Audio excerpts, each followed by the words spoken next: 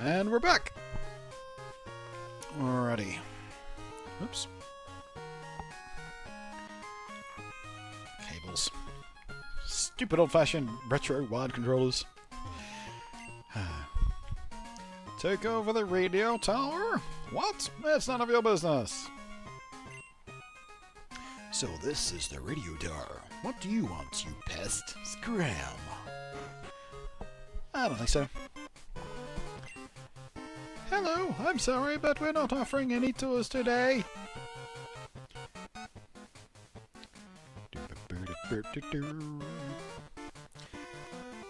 We're finally taking over the radio tower. Now everyone will get to experience the true terror of Team Rocket. We'll show you how scary we are.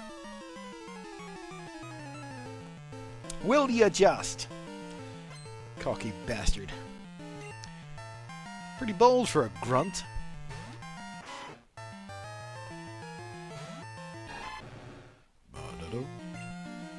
Drown for your sins!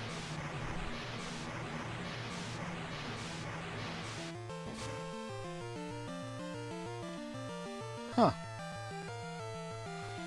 I don't know why I'm always surprised about how tough Raticate is. I mean, I trained one myself, and I know they're just little tank rats.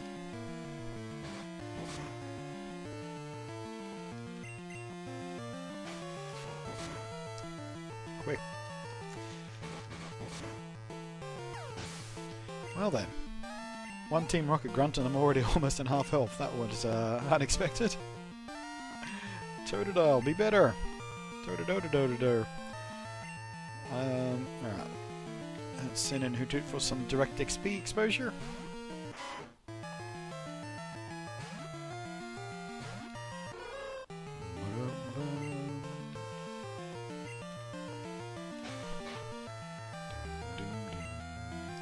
Zerp, zerp, zerp. Hey!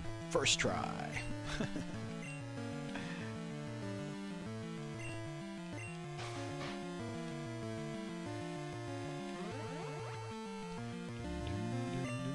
Shauna Sullivan's back. Welcome back, Shauna Sullivan.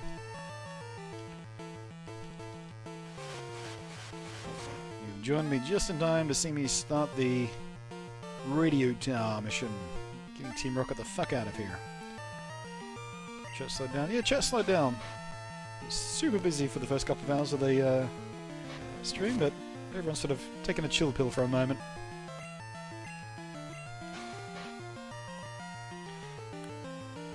Might be worth scrapping the experience temporarily just to get Croconaw a lot more XP. Nah, because it's kind of important to get Hoothoot up there as well.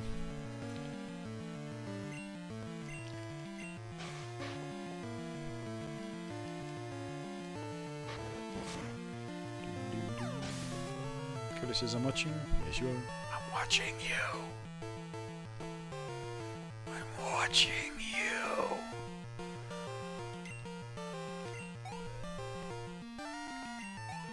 Hey!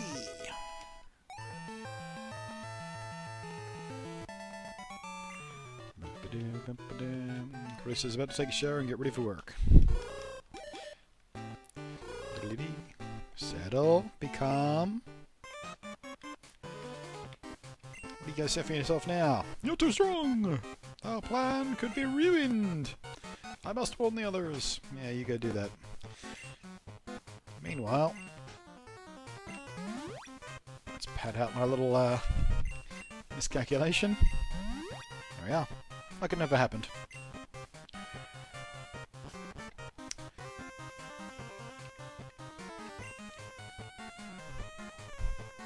Oh, this funky music. Why would they want to take over the radio tower? Well, maybe because they're spreading the radio signal thing they tested out at Lake of Rage, maybe? Possibly?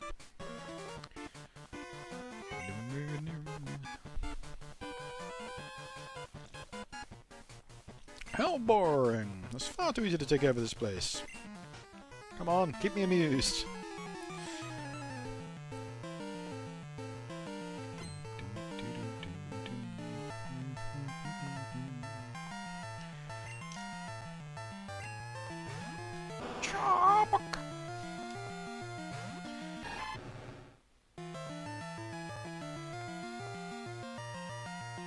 suppose you're going to be no difference. Then we've got 297 static glitch.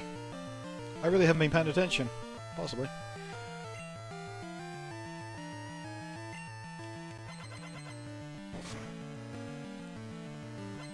Hey! Got away with it. Can't believe that worked.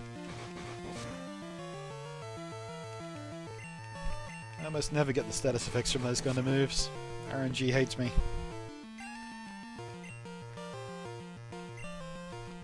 Actually, while he's frozen, that would have been a good opportunity to bring in one of the weakest Pokémon and just chip away at him. Too late now, though. Pointless.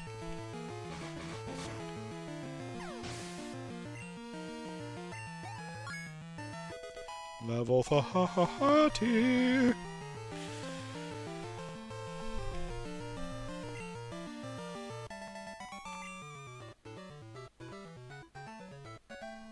Who are you?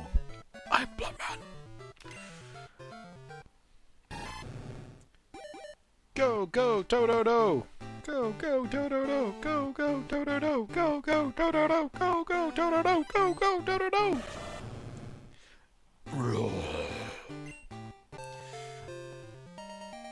Meat for alligator. Whoops! You beat me, and I won't forget it. Just every now and then that glitch triggers missing no. We're Team Rocket of the Explorers of Pokémon. We love being evil, scared.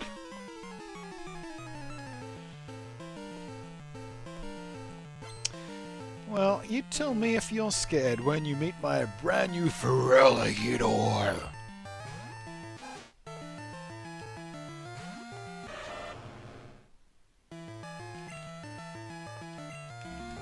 Nom nom nom nom nom. That's more like it.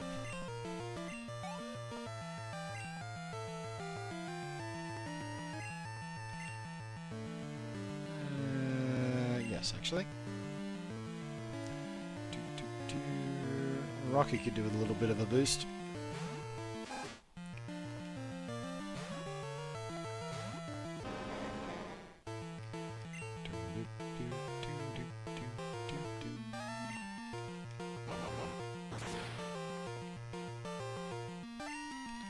Needs a bigger boost.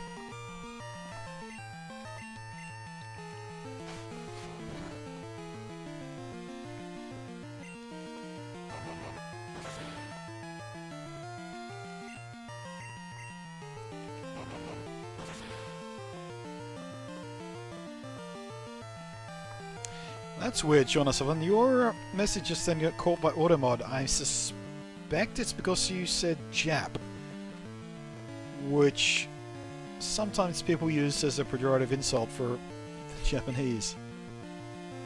Weird. Going to Nobu tonight with my girlfriend meant to be one of the best jet places in Melbourne.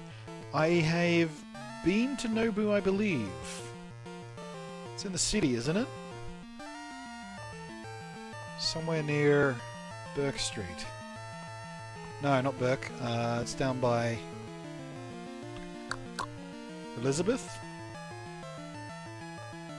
I think I know the place you're talking about. Nobu. It sounds familiar. Then again, Nobu is a very common name for Japanese restaurants. So.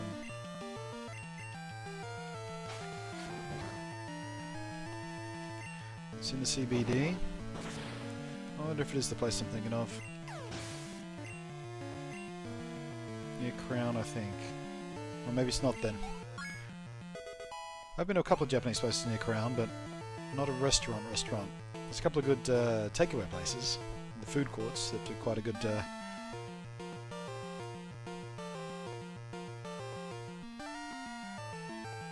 my special attack just sucks. Whatever.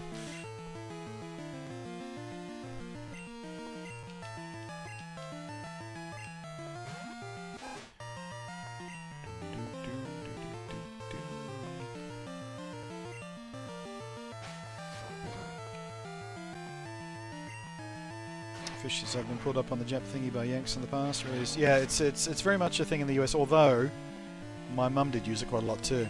She was quite racist. But only with some races. as some people from the baby boomer generation tended to be for some reason. Some of them just hate the Greeks, and some of them hate the Japs, and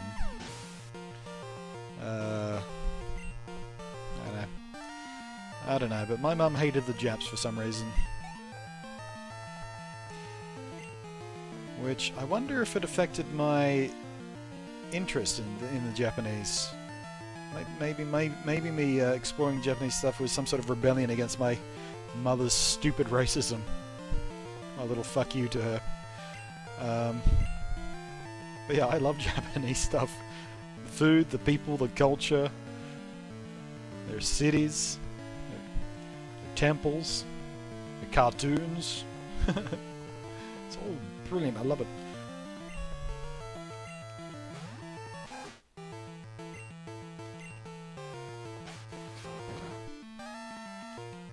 Onyx is only good as a physical defense tank, yeah. Counter-attack or defend from social attacks, yeah. Yeah, I know, but we do still need to level him up a bit so he can perform that service as a tank a little bit better. But yeah, his special defense was, special attack it was much lower than I even thought it was.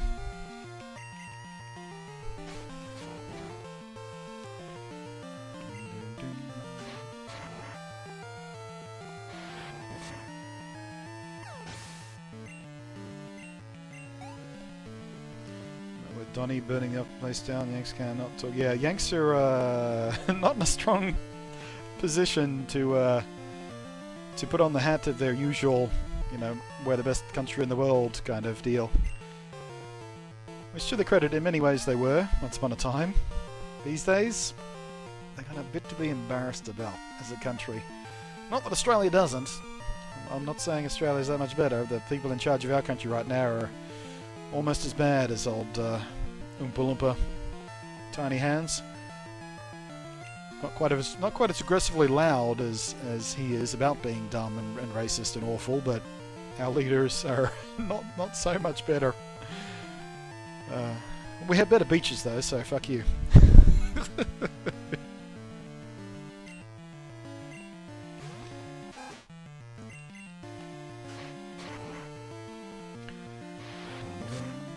Also plan on buying. Yeah. So take Sean. When you go to Japan, take the big suitcase, leave lots of room, and take lots of spending money. That's the only plan. It's exactly what I did. I only needed my little suitcase, but I took my big suitcase because I knew for a fact I was coming back with a lot of retro games for a start. Nearly bought a few cameras over there too, but my budget wouldn't quite stretch as far as I wanted it to.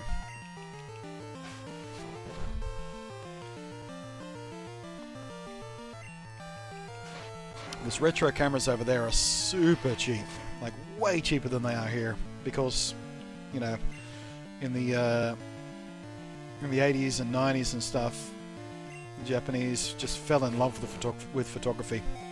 So there are a lot more camera ownership over there, particularly of fancier cameras, rangefinders and SLRs and that kind of stuff, than there was in the West. So the number of second-hand cameras in that country far outweigh what you'll find in most other places, because the Japanese fell in love with the photography in a big way, just as a culture. You think you're a hero? Actually, I do. Wiped you out with my pathetic little Onyx. Just.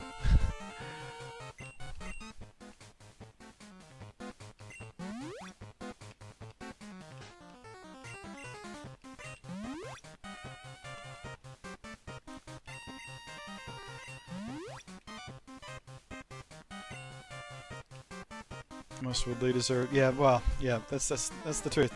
Most world leaders are not terribly good people.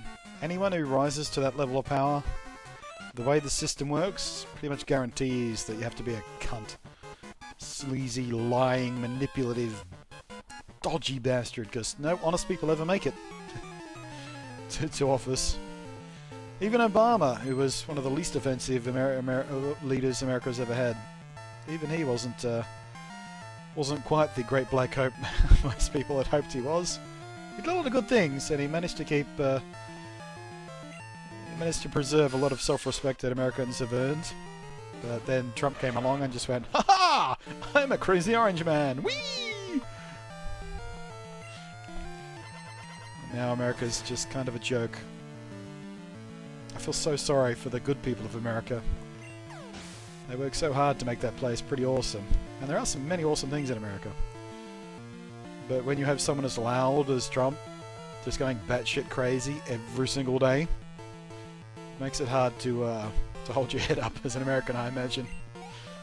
Unless, of course, you are a racist, right-wing lunatic who loves Trump.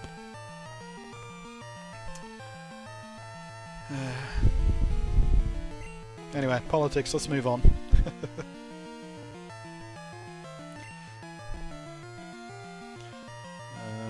Not trying to start an argument, but as an American in military... Oh yeah, I feel kind of sorry for the military personnel in America right now too, because, you know, they're the you know, commander-in-chief, the guys whose orders you're ultimately going to be responsible for carrying out.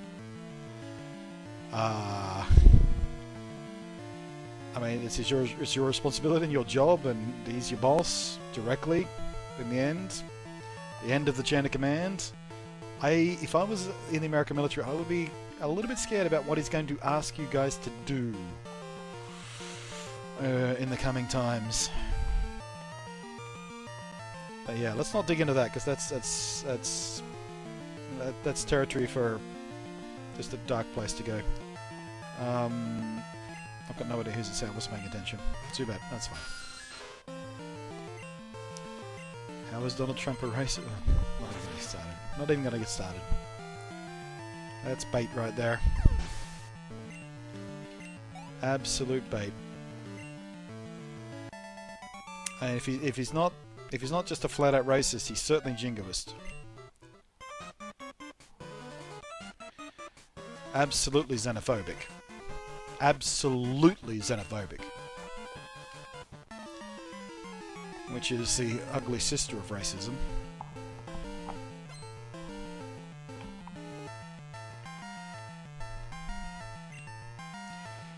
But yeah, can we talk about voice actors or movies or Skyrim or Switch release dates or anything else but politics and Trump, and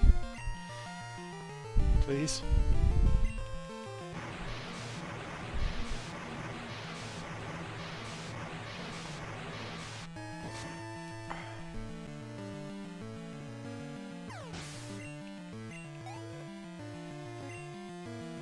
Puppies.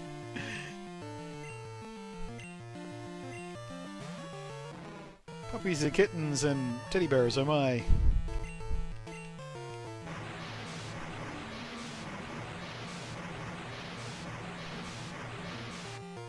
Why did you just clear chat, fish?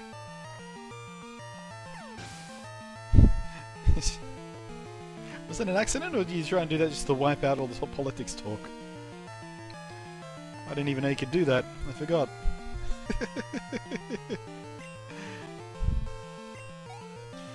Other themes like no yaoi talk. I've got a few of my viewers, and one I've met in person a few times at some events. She's a big proponent of yaoi. Every time I see her, she's like buying some more yaoi or something, or picking up some yaoi art or something like that. It's just like, see this? Check this out! I just bought it. I'm like, okay. Not my thing, but I'm so happy you're happy about it. Or whatever floats your boat. It's not hurting anybody else, so I don't care. But yeah, you know, not something I'm super interested in checking out.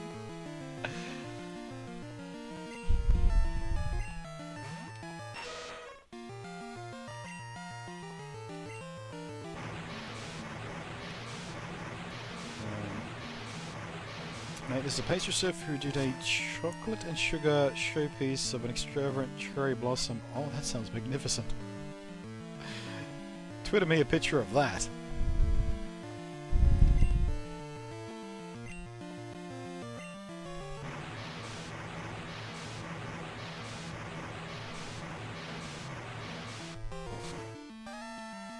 Come on, Mark, die. Oh, you bastard.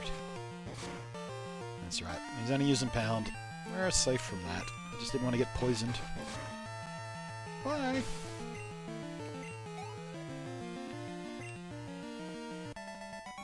Come on, Hootoo, level up some more. Jeez, what's it take? Doo-doo.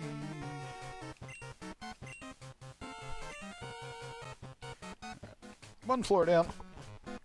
Actually, 2 floors down, I should say. Hi, guy. You look a little bit nervous. To trainers, the Pokemon and their beloved partners, it's a terrible team like it is trying to control Pokemon. You first. I'm to crush anyone who challenges Team Rocket. I challenge Team Rocket. Try and crush me. Oh, jeez, my back's getting a little unsettled. Nice. So, you know. This food, did you try that? I haven't tried the jam cheese toast thing yet. No. Mainly because I don't have any of jam or cheese at the moment. Actually, no, I lie. I have cheese slices in the fridge I've been making cheese toasties with, but I don't have proper cheese. But I don't have jam at the moment either, because jam is just basically a pot of sugar, and I'm trying to avoid as much extra sugar as possible right now. As much as I love jam, it's on the no-no list for right now.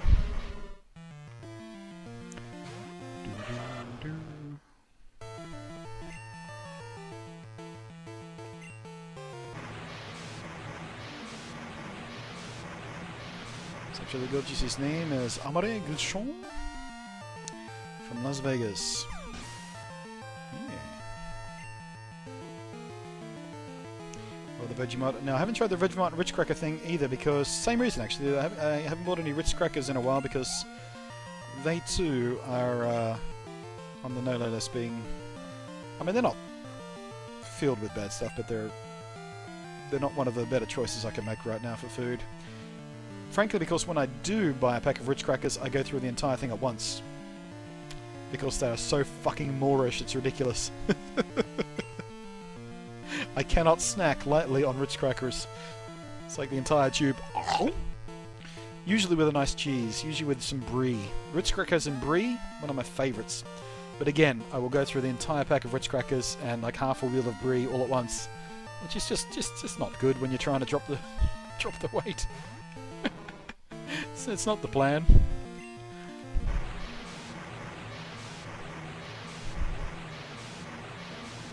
If you're making cheese toast, you say a little Vegemite. No, hot Vegemite sounds awful. Oh well, I guess I do put it on toast anyway, don't I?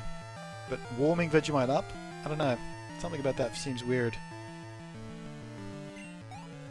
It's amazing how much more Ritz Crackers. Yeah, Ritz Crackers are one of the best things on the planet. They're so good. They're flaky, delicious goodness. How do you mean? What? That's bait right there. WTF is a Vegemite. Everyone knows what Vegemite is because it's one of the cultural stereotypes of Australians. Second only to shrimp on the barbie and the dingo ate my baby.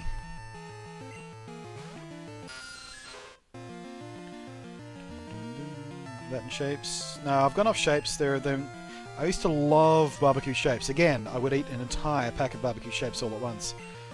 But their new and improved flavour is disgusting. And I tweeted to them about it. I said, your new shapes are disgusting. No, they're awful. Why did you do it? And they're like, don't worry. The old classic flavour is still going to be available on shelves. I haven't seen it since. They lied. I miss the old-fashioned barbecue shapes. Actually, I haven't tried their new pizza ones. I think the pizza ones also have a new and improved flavour, which I haven't even tried yet. I wonder if they're any good. Because I do miss them as a snack. Even though, again, I shouldn't get them, because I go through the entire pack at once.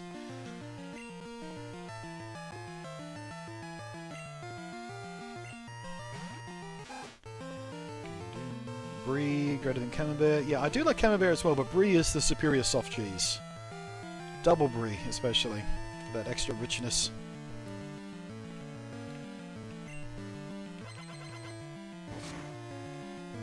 I've heard it mentioned, but no one has told me exactly what it is.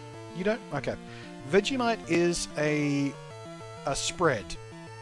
Like, it's something you put on bread and things like that, and toast especially it's good on, in my opinion. It's a spread. It's made by fermenting a malt extract. It is a completely vegetarian and in fact halal product. which it's funny. Vegemite has always been technically halal, but when they started labeling it as halal, a bunch of like people who are racist and oh, Muslims are bad. They were like, boycott Vegemite. They've made it halal. It's always been halal. They're just labeling it as that for now because they're good people who want to let Muslims know Vegemite's okay.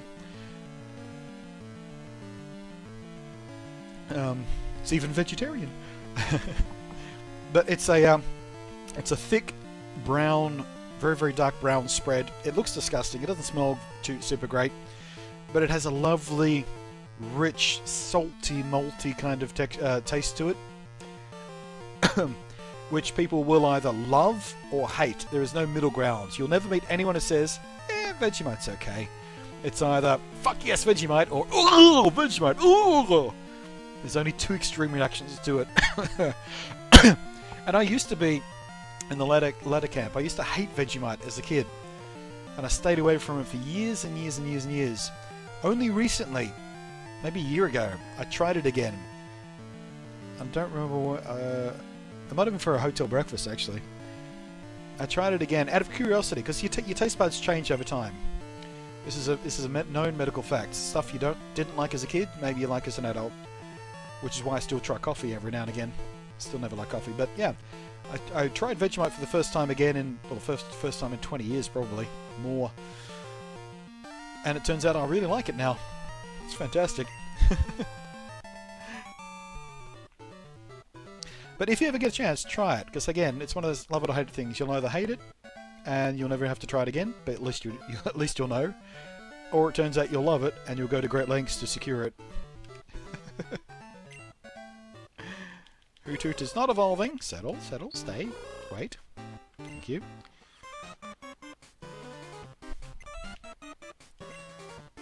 And all the videos of YouTubers and Yanks doing it all wrong. Yeah. So the thing is, because Vegemite's a love it or hate it thing, the gag has become, trick an American into trying it, and you give them a whole entire spoonful of it or something. And a spoonful of Vegemite is way, way too much. It's a very powerful flavor. And you only want a thin spread of it on toast. I mean, people like different amounts of it on toast, but it's never laid on as thick as jam is usually, for example. So, you give an entire spoonful of it to an American, and you go, hey, try Vegemite, it's Australian. And because it's so much at once, it comes across as super salty. It's like having a mouthful of sardines or something. You have this instinctive reaction to go, wow, too salty, and it's like, ha ha ha ha, tricked you, ha ha ha. That's stupid. But if you have it properly, a reasonable amount spread across toast, for example. It's good in sandwiches as well. I never liked it much in sandwiches. Toast is the best way as far as I'm concerned. Or on crackers with cheese or stuff like that. It's actually quite delicious. The same way, lots of salty things like indeed sardines can be in small quantities. So it's not overpowering. It's just enough to go zing! Smell of natto reminds me... I don't know if I've ever smelt natto. I've always meant to try it, because, again, natto is one of those things, it's love it or hate it. People either go, oh, or they just really love it. Natto, by the way, it's a fermented bean thing from Japan. Very, very powerful thing, apparently. Although I have tried natto ice cream. Just a little sample. So, but because it was cold, it wasn't very aromatic.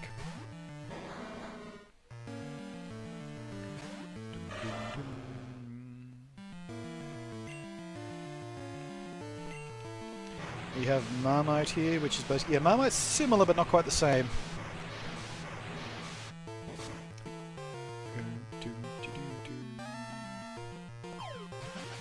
Growing up on Vegemite, it's a great cure for... Oh, yeah, I forgot about the old way, the folk cure, Vegemite for ulcers, because it's all salty and stuff. Sucking a spoonful of Vegemite, we'll dry that fucker right out. Yeah, it's because of all the salt in the Vegemite, it dehydrates the ulcers and stuff, yeah.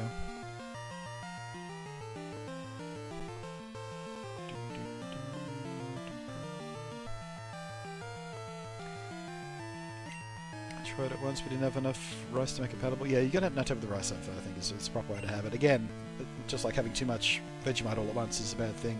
You gotta have natto with rice. texture. Yeah, the natto texture I hear is off-putting. It's all slimy and stuff, isn't it?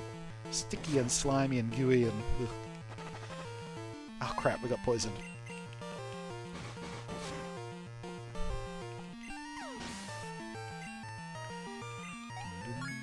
Have to try... Yeah, try Vegemite. Absolutely try Vegemite. You never know. It is fairly unique amongst spreads, being very savoury and salty versus things like, you know, jams and marmalades and all that kind of stuff that people often put on their toast. It's a very very different savoury kind of zing kind of exciting flavour. It's nice to have that option for toast when you're not in the mood for raspberry jam or something sweet.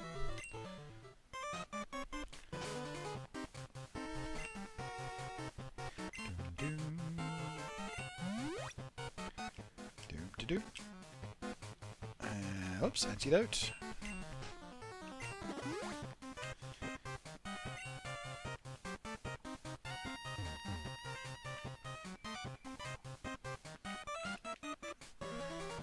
Vegemite. Yeah, Vegemite's good with beer too because of the saltiness of the Vegemite pairs really well with the bitterness of the beer, and the palate cleansing effect of beer. Good night, J.M. Harrison.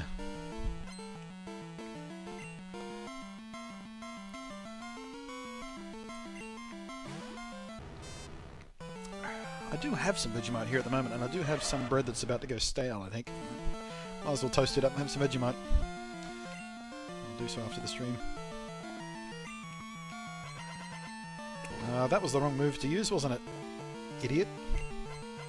Oh, we got away with a freeze, though. Hooray! Yeah, we can bring in.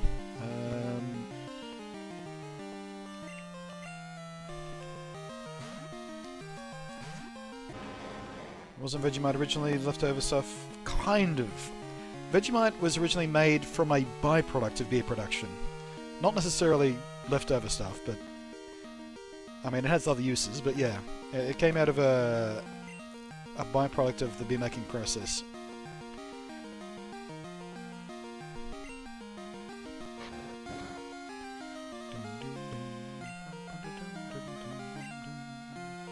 Goddamn people doing all these reviews of Logan. Yeah, there's been previous screenings already, hasn't there? Yeah.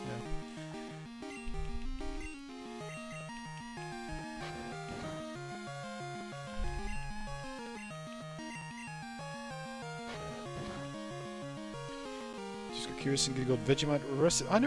You know what? I've never really thought about using Vegemite in a recipe. I mean, there are many pastries and things that Vegemite forms the filling in. But baking with it? Actually, you know what? Before I read the rest of that comment, because I might... The next time I make a stew, I might add some Vegemite to it, because stew needs a little bit of salt to kick it along. So instead of adding some iodine salt, some table salt, maybe I'll get some Vegemite in there, stir it in for a little bit of extra... Anyway, we found a Vegemite... Oh yeah, Vegemite damper. I mean, again... with breads and pastries and stuff, Vegemite's always a pretty good pairing. Might have to try that. But yeah, I might add some to a stew.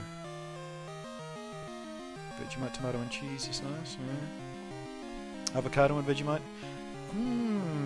That could be a good... Yeah, that could be good.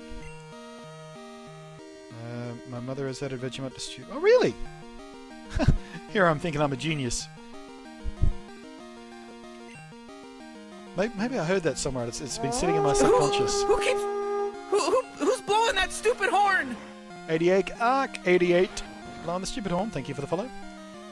Yeah, I wonder if I heard somewhere about someone adding Vegemite to a stew, and it sat in my subconscious until right now, and I just thought it was my idea. Although it's not. To be honest, if you know how to make a stew, it's not that big of a leap to make. To go, hey, we need some salt in this. How about some salt, or how about something salty like Vegemite?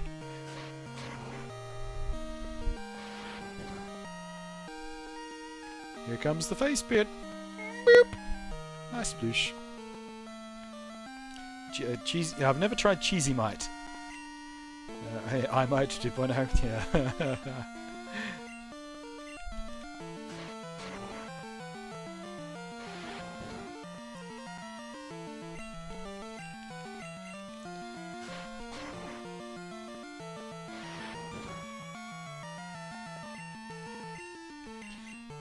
My stomach just legit rumbled, by the way, guys. It just went... Bit coming in from Paul. Random bit. Curse blonk.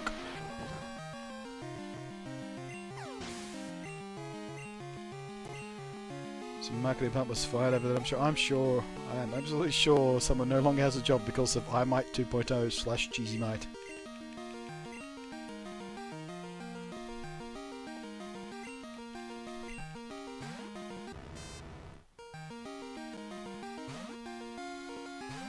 Something I did again.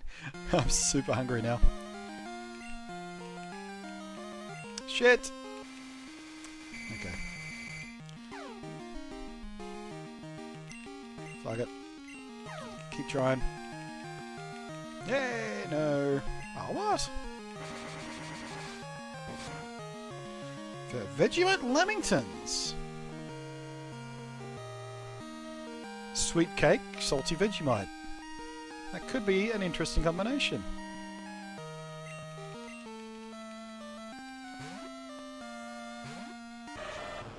Ah. Lamingtons, for those who don't know, are an Australian or possibly New Zealand. There's an argument about who invented it.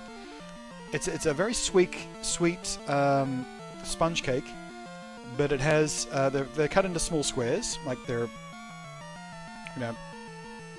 bigger than brownies but smaller than cupcakes, and coated with a brown kind of very thin icing kind of thing, and dusted with grated desiccated coconut. And they're considered a classic Australian cake, or again possibly New Zealand. There's Lamingtons and there's Pavlova, which are both claimed by New Zealand and Australian as who invented them. But it doesn't matter. Lamingtons are fantastic though. Lamingtons are one of the few ways I really enjoy coconut. There's a lot of things that have coconut in that I just don't like, but Lamingtons are one thing I do like with coconut.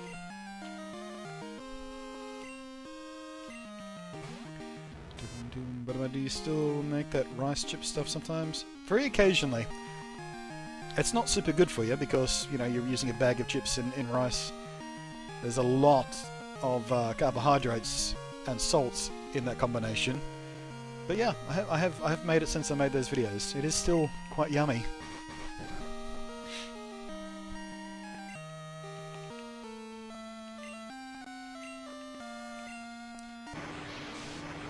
Water down the Vegemite to use as a chocolate coating. No, I think that'd be too sticky. It'd stay too sticky.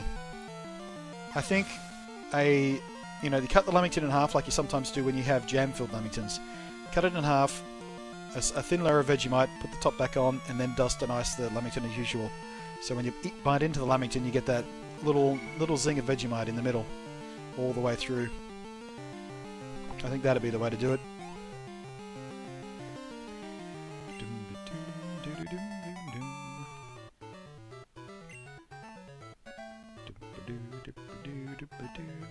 It's very different to the recipe I just posted. Pipipurio. My dad is the same way. He likes fresh coconut but hates store-bought. Yeah, it depends on how coconuts, because coconut's a very varied thing. You can have grated coconut and fresh coconut and desiccated coconut. Coconut water I love. Fucking love coconut water. It's such a delicious drink. But things like Bounty bars, for example, one of the classic coconut candy bars. I hate Bounty bars. I think they're vile. Oh, we already fought you guys. Sorry, excuse me. Talk to you. Team Rocket Boss has locked himself in, but the director can open it. Head up at the 5th floor. Please save him.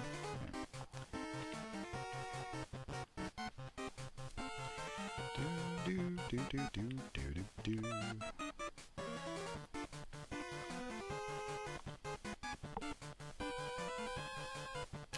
Vegemite Lemmy just makes me think of that one special edition Cadbury chocolate. Don't know what you're talking about.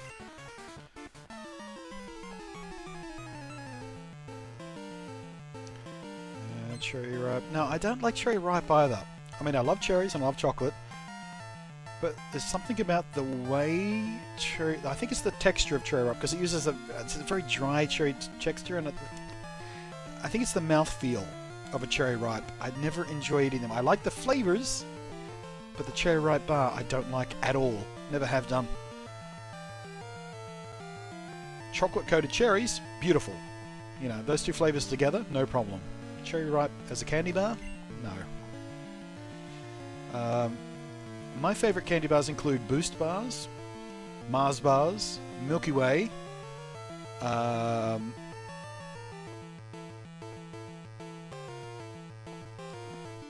Curly Whirlies, they're fantastic.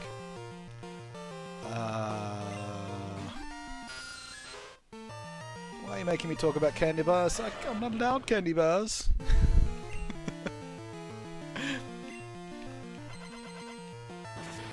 Short run of Cadbury Vegemite chocolate. That sounds vile.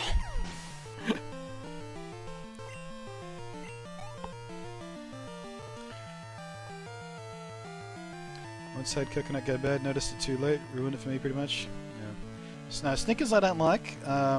Again, peanuts are the problem in Snickers. I love peanuts, plain roasted peanuts, salted peanuts especially. But again, salted peanuts are just when I quit smoking once, I had salted peanuts as a way to supplement my hand-to-mouth habit, because that's a very strong thing for smokers to break, that habit of the hand-to-mouth, you know, oral fixation thing. So I was using salted peanuts because I love them. I was just munching on those constantly. I put on like 10 kilos just from salted peanuts alone. So since then I've been very, very select about when and how much salted peanuts I eat, but Jesus, I love them. Chomp bars are good. Violet crumble and honey what's the Cadbury version of the violet crumble? Slightly coarser honeycomb thing. But yeah, honeycomb chocolate stuff. I love that. Love that.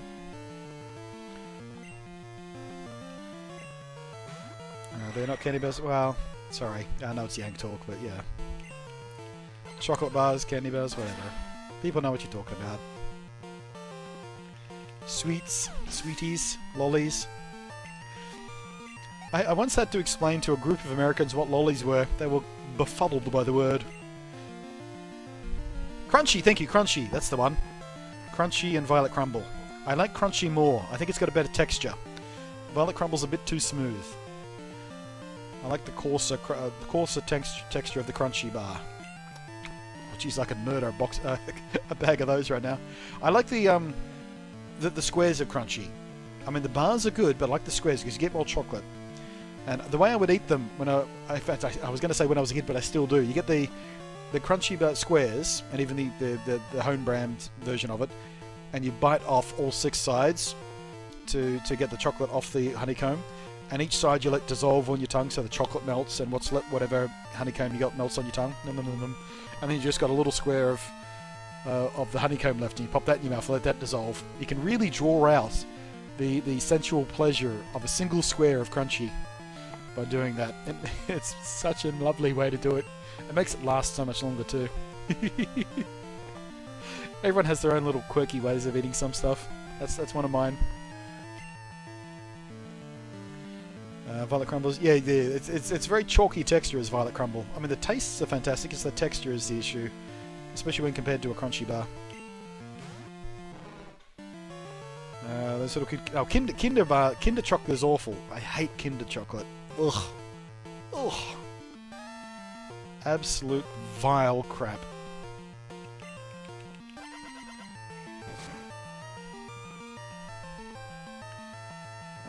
Cadbury is the best mass-produced chocolate by a long march, but nothing quite matches a proper handmade Swiss chocolate. Someone bought me a box of proper, like, artisanal fucking Swiss chocolate once, and it was the most fucking, not sexual, but erotic is the word I want to use. I mean, it didn't turn me on, although chocolate does release the same sort of chemicals that you get when you're aroused. But it was a sensual, erotic experience eating these ridiculously good Swiss chocolates I got given. was one of the most amazing food experiences I've ever had. Every mouthful felt like an orgasm. Not the Bueno. No, the Bueno. That one's not too bad, but it's still nothing compared to the decent chocolate. Yeah. But yeah, the Kinder stuff is too light, too sweet. It's too artificial tasting. Milka. Yeah, Milka's not too bad. I like Cadbury better than Milka, but you're right. Milka is pretty good as far as mass-produced chocolates go. My favourite thing to show youngsters... Yeah, the Golden Gay Times. Yeah, I've had that conversation a few times too. For those listening, there is an ice cream in Australia. You know, the icy pop, or paddle pop style ice cream. Comes on a stick. I don't know what Americans call those things. Just ice cream. Ice cream on a stick. Anyway. One of those things comes with it. It's usually a vanilla ice cream bar inside, covered in chocolate and little pieces. What's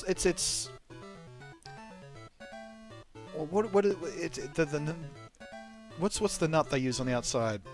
Crumbled up. Is it hazelnuts? Anyway, it's an ice cream, chocolate, nutty thing, vanilla, smooth vanilla ice cream inside. They're really good. But they're called Golden Gay Times. And they were called that for a very long time because that was way back in the day before gay became the pejorative term that everyone had adopted to describe being homosexual. No, they're not pine nuts. Not at a Golden Gay Time. They're not pine nuts, surely. Are they? No. Someone Google that. But there are different versions anyway. It's a toffee, and yeah, toffee. Yeah, that's right. There, underneath the chocolate, there's a thin layer of toffee as well, isn't there? That's what really gives it a kick.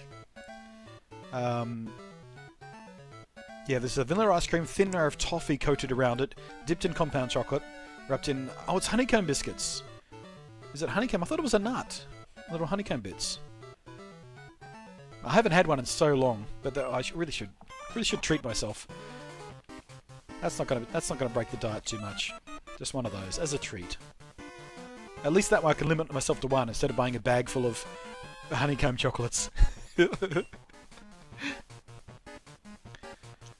American, I can't think of the word without wanting to say popsicle. Popsicle is the word I was trying to think of. The Americans generally call them popsicles, but not quite, because popsicles are the frozen, watery kinds of ones, aren't they? Not ice cream, creamy type ones. But yeah, popsicle stick is the word I was hunting for.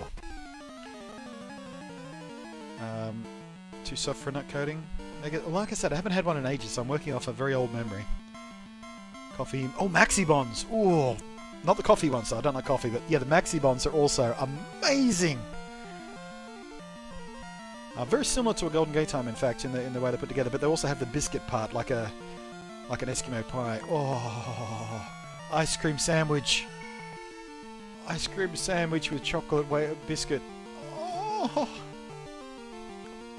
my stomach's going crazy right now. My mouth is filling with saliva. I've never been this hungry in my life, I don't think.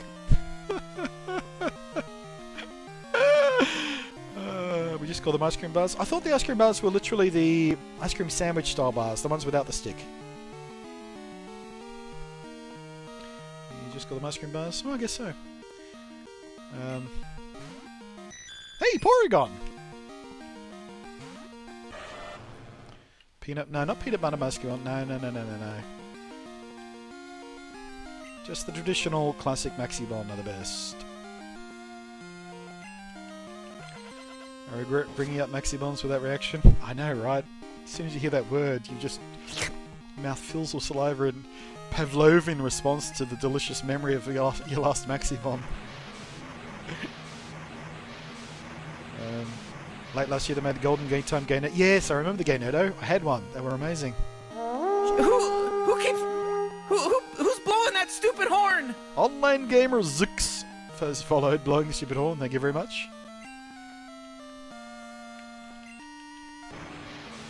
Ice cream sandwiches are ice cream sandwiches. Alright, fair enough. It's funny the way there's little cultural differences in the way we call things. Sometimes throw people for. Oh, we were talking about chips the other stream.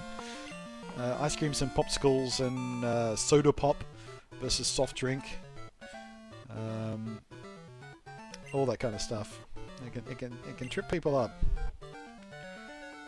It's a language barrier. Right, how's my team doing? I really wasn't paying attention to that. I got so distracted by thinking about ice creams. Oh, we're fine. We're fine.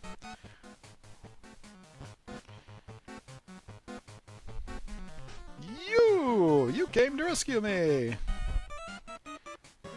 The advertising Golden Gate Time is on point too. Yeah, they've really embraced it, which is a fantastic thing. It's not like ha ha ha ha anymore. They've absolutely embraced the connotations that come with the word gay, and it's been so fantastic. I pretended to be the real thing. Prepare for your takeover. Do you want to know where we head? The red real detect. I'm sorry to tell you, but if you can beat me, blah blah blah, whatever. Boink. You knocked 2 out. You put 1 in, but you knocked 2 out. Bastard. Paul. Sean says I gotta go, Bunty. Have a good day. Bye. Thanks, Sean. Thanks for hanging out. Hope you enjoyed all the food talk. He's got to go. He's got to go cook a meal right now. He's so hungry.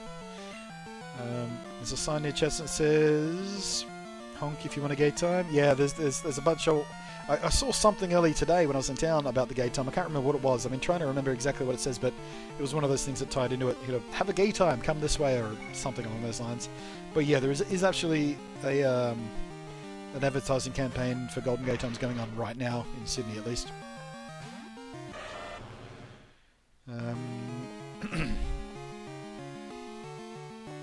Jeez, my stomach won't stop growling. It literally won't stop growling. It's gurgling constantly. It's ridiculous. I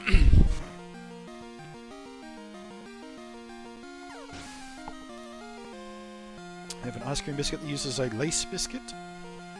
What's a lace biscuit? Do you mean one of those caramel things?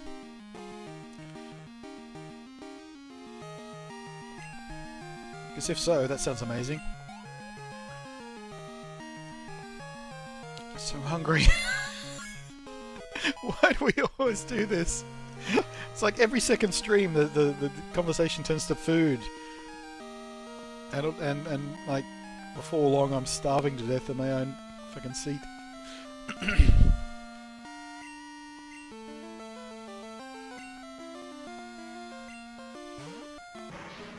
Pimpachuri says, yep. Oh, wow. That does sound glorious.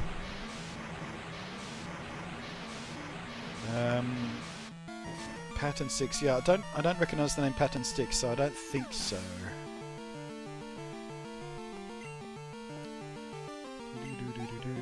Yeah, it's been your fault a couple of times, Pipchuri, you friggin' pastry chef.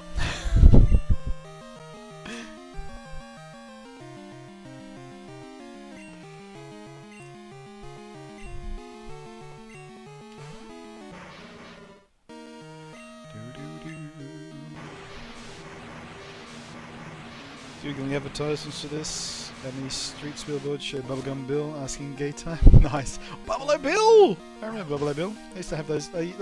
For about a year, they were the one ice cream I would always pick when we'd go to the corner store or something. On a summer day. Yeah, can we have an ice cream, Mum? She's all right. And I would pick a Bubbalo Bill for a very long time because it felt like getting 2 sweets at once because you'd have the ice cream, but also the bubblegum ball, which was his nose. For those who don't know, Bubbalo Bill... Was it Bubblegum Bill or Bubbalo Bill? I think it's Bubbalo Bill, wasn't it? Anyway, ice cream. It's one of those ice creams that were made out of awful ice cream. It was terrible ice cream. But it was in the shape of a character face. So you had the brown for the cowboy hat and the white for his face and something else for his beard and something. But he had a gumball for a nose. So you'd eat the ice cream. It had a chocolate back on it as well. So you get chocolate as well. Chocolate back on the ice cream in the shape of a face. It was always half melted, so it was unrecognisable as a character. But you want the bubblegum ball, you save it for last, you pull it off first and put it in the packet and eat the ice cream, have the gumball. It was terrible ice cream, and it was an awful bubblegum. It was one of those chalky, awful bubblegums with a candy coating. But you got 2 sweets at once and you got to enjoy the bubblegum for longer than a single ice cream. Oh.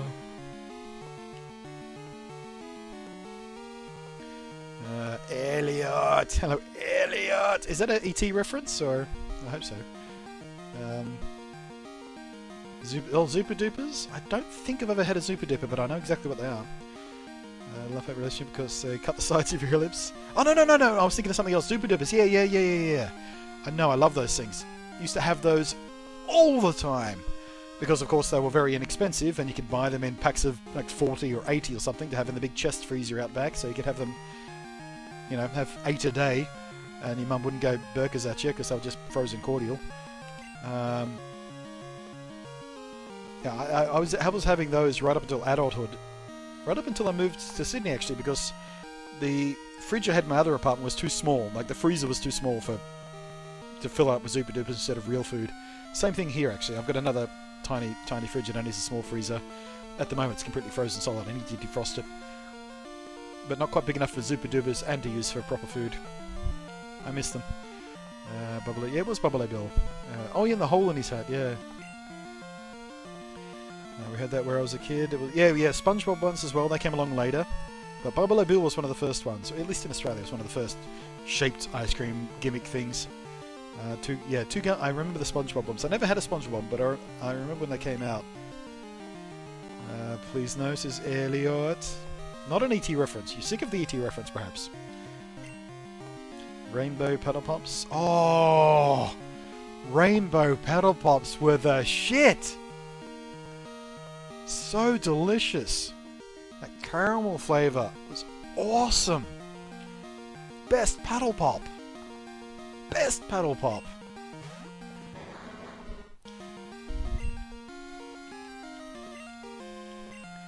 Oh, I've run out of surf. Oops, a daisy.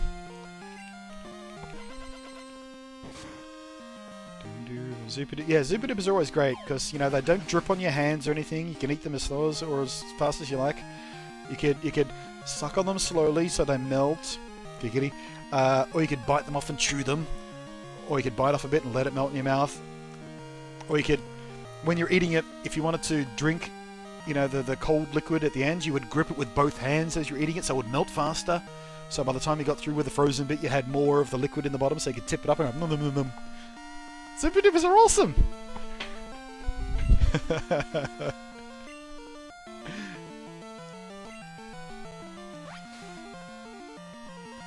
If you want the lolly to last a long time, get your Chupa Chups. I still have. I mean, I had a Chupa Chup 6 months ago. Actually, not even that. I had a Chupa Chup when I was at RTX, so a couple of weeks ago. Strawberries and cream Chupa Chup. Best Chupa Chup. Strawberries and cream. Yummers.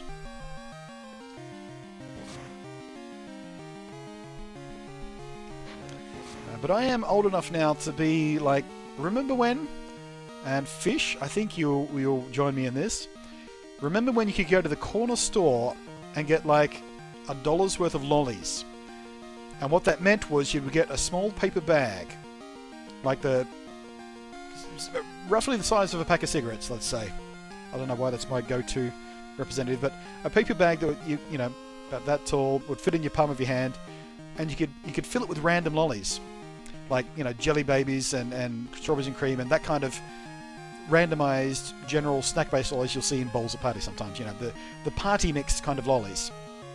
Or you could get a specific lolly. So sometimes you would get cobbers, which is another Australian candy we'll talk about in a second.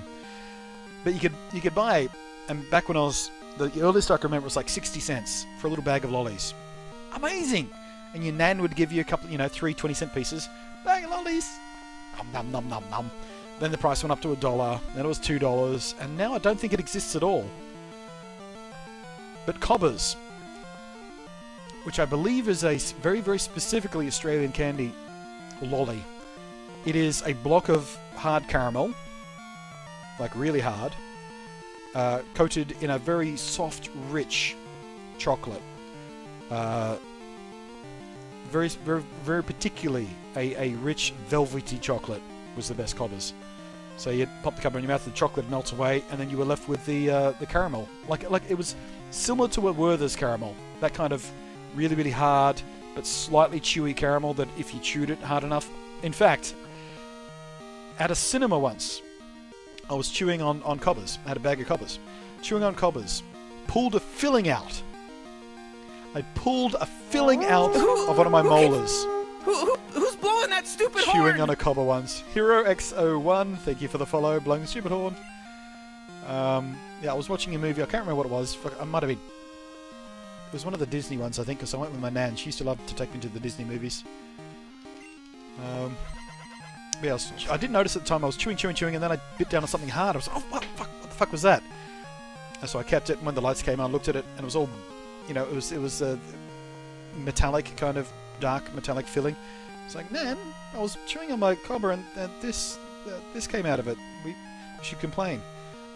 She looked at it, she goes, that's not from the line, that's, show me your teeth. Go like this. I opened my mouth and she said, you pulled out a filling. Fantails, Fantails were desperately chewy as well. Wouldn't be surprised to hear if someone had a story about pulling a filling out with a fantail. They were great though. They were kind of the opposite of the cobber. Very, very chewy caramel on the outside, liquidy center on the inside. And the trick of fantails is you could bite off one of the ends and suck out the gooey inside, and then you're left with the caramel.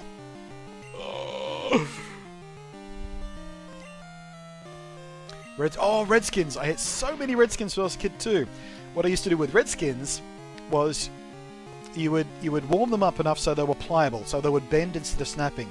And then you would bend it around your gums and just let it slowly dissolve. So for like an hour they would last. You would have this Redskin taste dripping into your mouth. It was probably terrible for my teeth, just sugar pouring across them. That's how I used to eat them.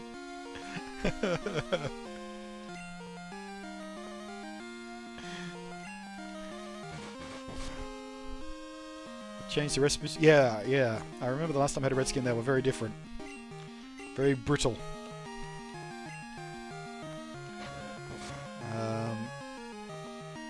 Serious as Pip Pip Cheerio? Yes. And yes, they did have a picture of an Indian on them, by the way. Incredibly racist by today's standards. Back then, especially in Australia, where we had no cultural, there was no culture of that racism against American Indians, because there's always no American Indians in Australia, particularly not in the 80s and 90s when I was a kid. But they're still called Redskins, but I don't think they have the Indian on the label anymore.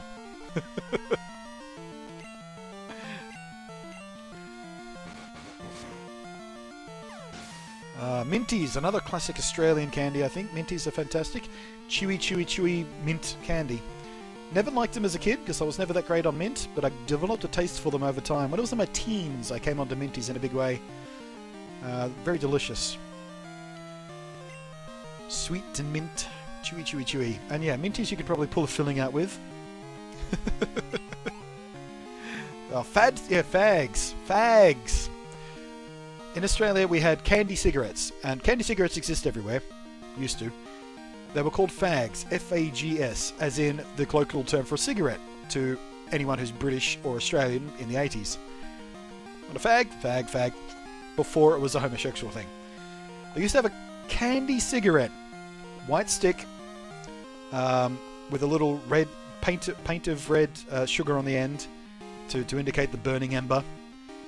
Then cigarettes became, well, maybe that's not something we should be teaching kids about to enjoy. Because as you're a kid, especially in winter, you'd get a pack of fags, the candy cigarettes. In winter, you go, and as you breathe out the condensation, look at me, Mum, I'm smoking. They changed the name to Fads, F-A-D-S, and they took away the red ember on the end, so now they're just a white stick of awful candy.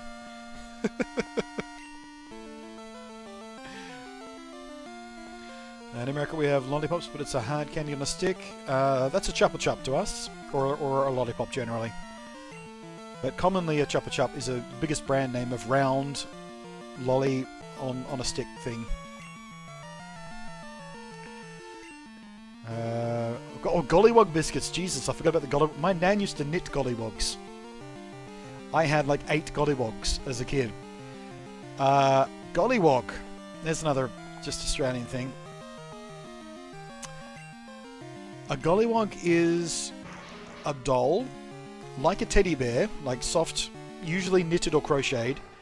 But basically, minstrel black, like, you know, the horrible racist minstrel stereotype with the big white lips and the googly eyes and the afro and all that kind of awful stuff. The dolls in Australia were called gollywogs, which is so fucking horrible. But my nan used to knit them. She didn't mean it in a racist way, I don't think. It was just, nobody ever thought about it like that, but horrible thing.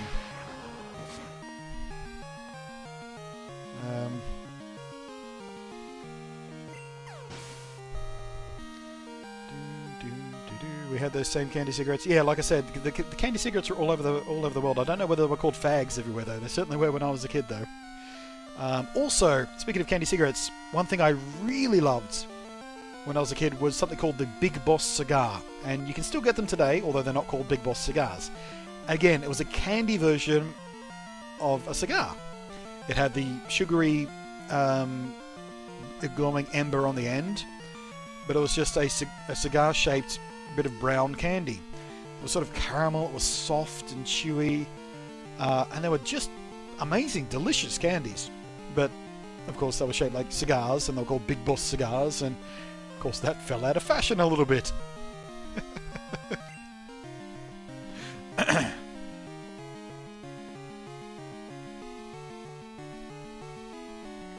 a sudden severe need to do a Tim Tam slam? Yeah. That happens to me constantly. I always want to do a Tim Tam slam.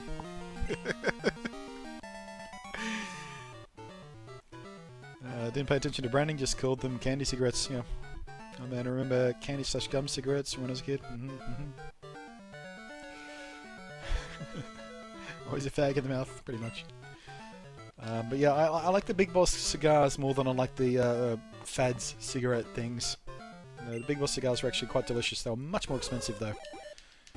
Like 60 cents each instead of like 40 cents for a pack of Fads or whatever they were back in the day when I was young. Back in my day. Oh, the underground we have to do now. The underground, right. Say that again. We stashed the real director in the underground warehouse. Right. Don't even go. Oh, there's an invisible wall right there. Alright. Off to the underground we go.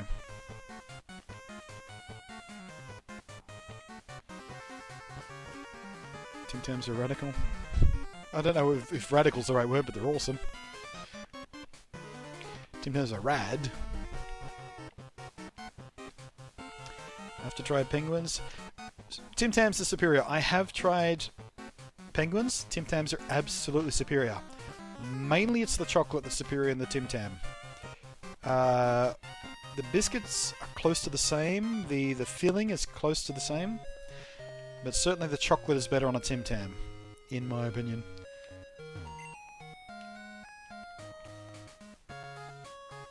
Used to go to Donham to go to the deli to buy lollies. Yep. In my case, it was the corner store. Not so much the deli. I'm so hungry. My stomach is literally just cramping with hunger right now. And I mean literally cramping. I can feel it just going.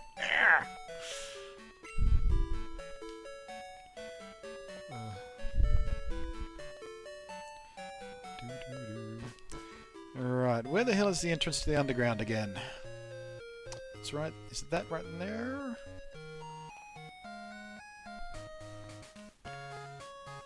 Here we go. Our dream will soon come true. It was such a long struggle. Stay out of the way, beat it. Okay, we can't go that way, so how do we... Where do we go next?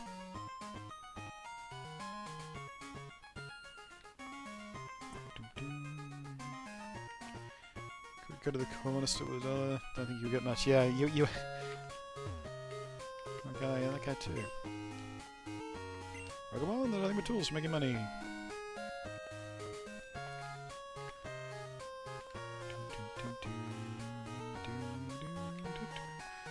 Alright, where do we need to go next? Jammed up here.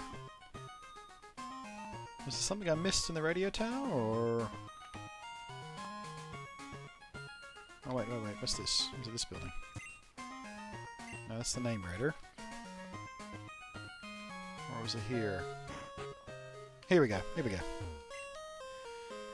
Got a kilo of good Caliber chocolate. Caliber. I don't know what that is. Caliber chocolate I have to use sometimes, and I have another kilo of white. I know what white Lynn chocolate is.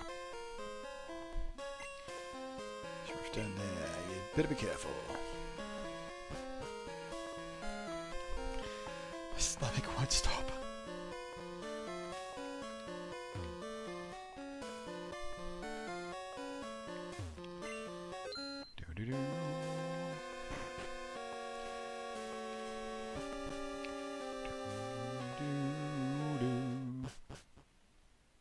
Hey dude! Hold it! I saw you, so I tailed you. Dude, did you underfoot while I take care of Team Rocket? Wait for a second, beat me before, didn't you? That was just a fluke, but I repay my debts. Oh, so hungry. I don't have any snacks in the house right now, otherwise I would just go, like, I would always have snacks in the house. Like a little bag of those fun-sized chocolates or something, so when I get peckish I would just go home. But of course, during the process of losing weight, I have deliberately not been keeping any snacks at all in the house because I have very poor self-control. If they are in the house, I tend to just go for them. Oh, I do have some mints. I've got some breath mints. Maybe I'll suck on one of those. Maybe that'll help.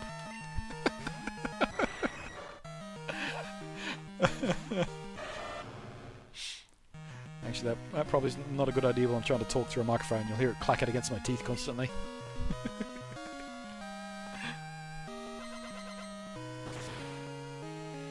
In Australia, if it's a candy, it's lollies. Yeah, pretty much. Or what Americans generally call sweets or candy, lolly. Well, lolly used to be the term. It's not so common as it used to be. But still, generally, yeah. When you're talking about that kind of stuff. Ooh, hey, bullets. There's another one. Bullets. I have no idea how universal bullets are. What bullets are small, tubular pieces of licorice covered in chocolate.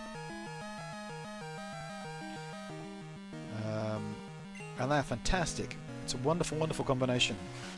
The licorice was not normally that good in a bullet candy, but the chocolate was usually quite good. But they're fantastic little snacks as well. I used to love. All sorts. Licorice all sorts. That's another candy I loved as a kid. Oh, licorice all sorts. Peeling off layer at a time, saving the white bit till last.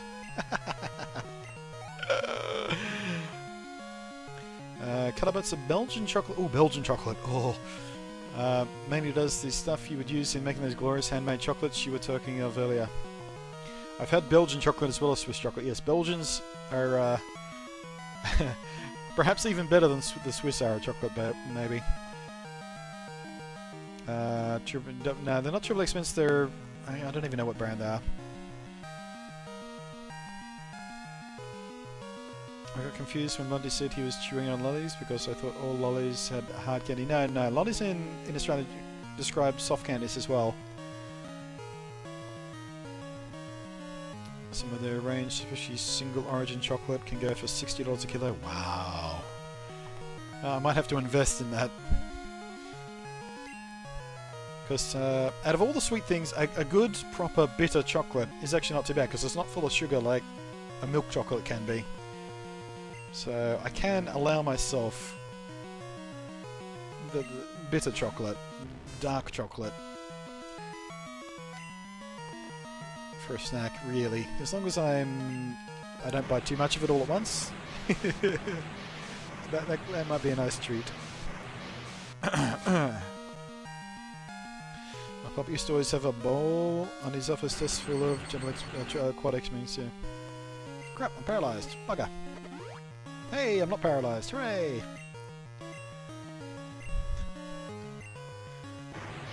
Eclipse mints on my Achilles heel. Yeah, when I want a really strong mint, and I do like a strong mint from time to time, sometimes I have to be in the mood for it. In general, I like a relatively strong mint, not too strong. Not a mint that clears your sinuses out completely, is what I'm saying. That feels like it's burning. But I do like the really strong Fisherman's mint, Fisherman's Friends mints. The really strong ones are those. They're fantastic. Hero says, "Hey bro, please don't call me bro. I want to buy a new gaming laptop. Any suggestions?" Lots. Go to my channel. Search for gaming laptop review.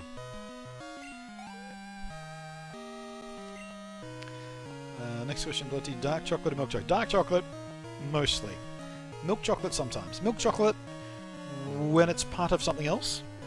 If you say, would you like a block of chocolate? If I go to the shops for a block of chocolate, it will very often be dark chocolate. Sometimes milk. It depends on the mood. Again, sweet versus bitter, it's a choice. Depending on what you're in the mood for. Yes, we'll definitely swap out for Meganium.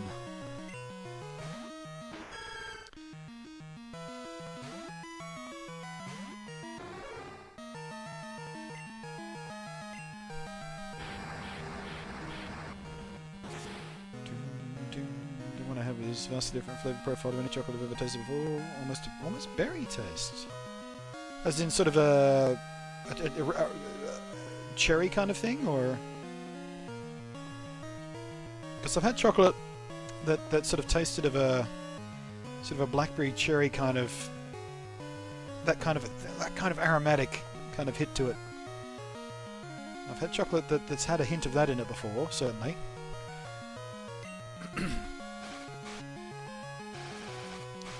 In between, yeah.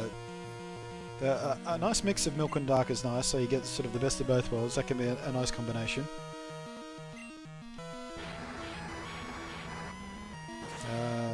Do you like really high 85? I don't know if I've ever had anything above 85, but I've certainly had 85% cocoa chocolate. Yes, absolutely. There is a chocolate available on Australian shelves called Old Gold, which, if I remember correctly, is 85% cocoa. Someone Google that for me. Old Gold chocolate. I can't remember whether Capri make it or someone else make it, but it's called Old Gold, and it's one of those lovely bitter chocolates. And I haven't had it since I was a kid. But that was my first taste of a bitter chocolate. Didn't like it when I was very, very young, but again, I grew a taste for it over time. But I haven't had it in many, many years, but I think the Old Gold in particular was 85, or maybe 65.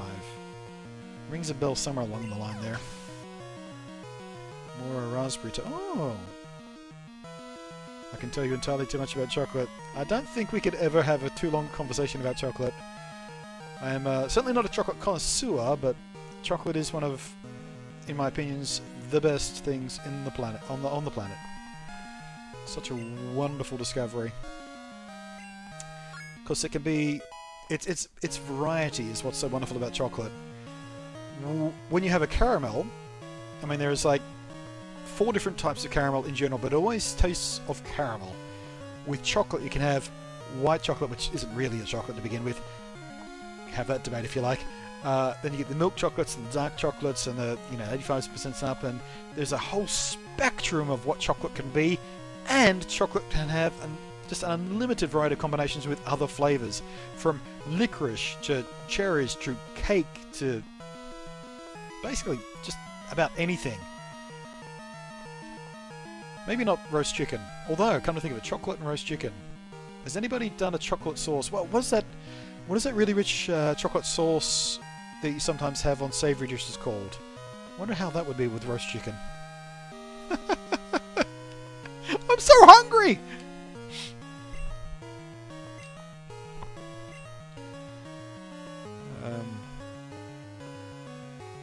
There's a science behind tempering. Yeah.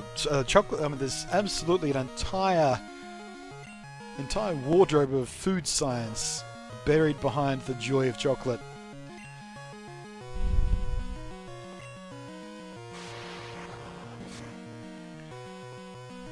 Don't leave and pick something up for lunch. Realised the heat was too much. I said, fuck it, holding pizza.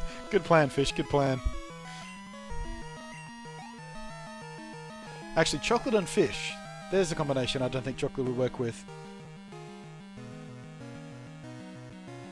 maybe something really oily. Certainly not whitefish. Maybe salmon? Chocolate and salmon.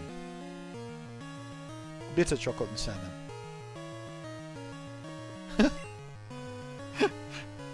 All the conversations we have on stream.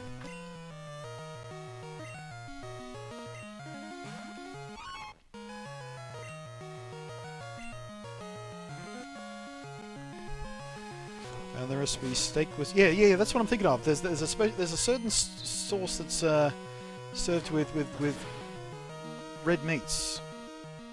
Like there's a roast beef that I remember being on a menu somewhere with a chocolate sauce, but it's called something particular. It's not just rich chocolate sauce. There's a special fucking chef word for it, so it doesn't sound like you were ordering steak and chocolate.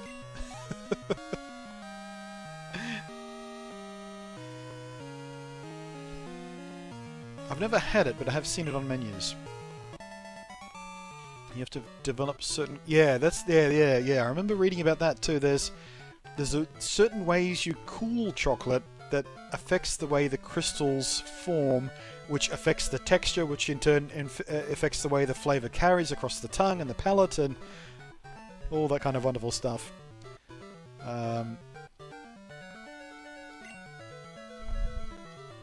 Yeah, I remember...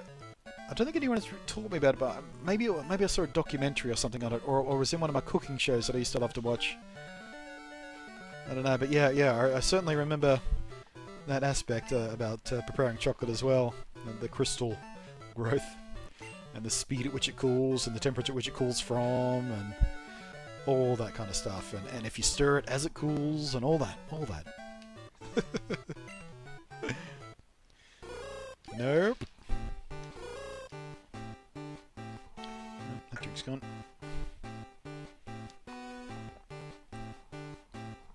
It's a fake memory. Fake news! Fake news, there was no politics in this thread. Chat room. I don't understand. Is that what Lance goes through? I don't treat my Pokemon properly. Love, trust, are they really what I lack? And they keep me from winning? I just don't understand! But it's not going to end here. Not now, not because of this. I won't give up my dream of becoming the world's best Pokemon trainer!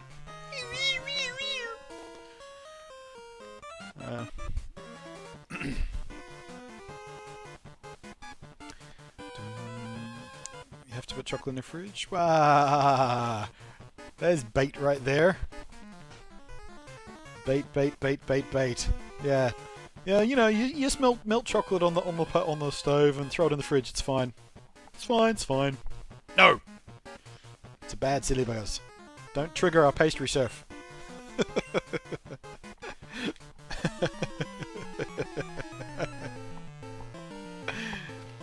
I was joking about chocolate sushi, but it's a real thing. See? Called it. And I bet it's salmon too, isn't it?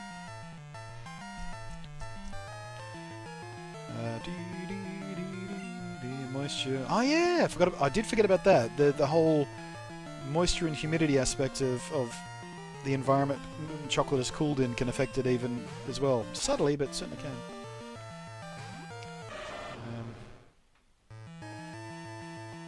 Was that a Kung Pao reference? Yeah, it was. Love Kung Pao.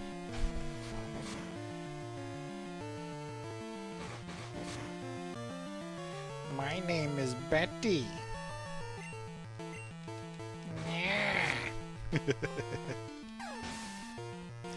I am bleeding, making me the victor. I love that movie so much. Baby booties.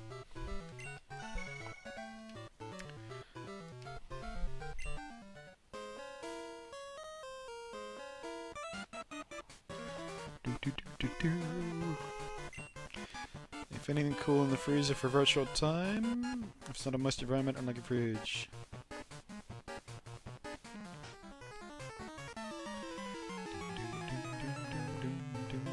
Fish says, man, look at that tweet. Alrighty. Tweeters. Sorry, I've got a lot of responses here. I've got to scroll through.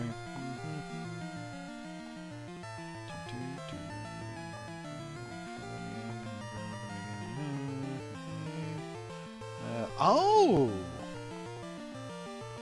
It's not chocolate sushi, it's sushi made of chocolate. Well, the special regional Kit Kat things are served on what is probably not actually rice. That's awesome.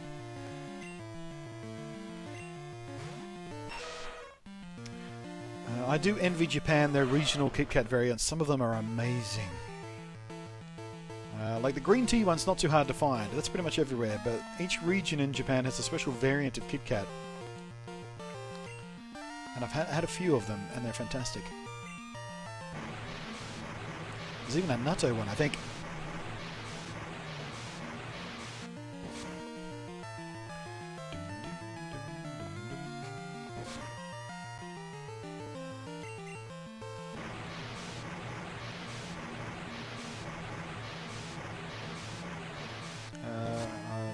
I haven't tried the red bean Kit Kat, no. But it is on my list of ones I want to try. Oh, the wasabi one, I've had that. That's amazing. Wasabi Kit Kat, best Kit Kat. You know how chili chocolate is a thing?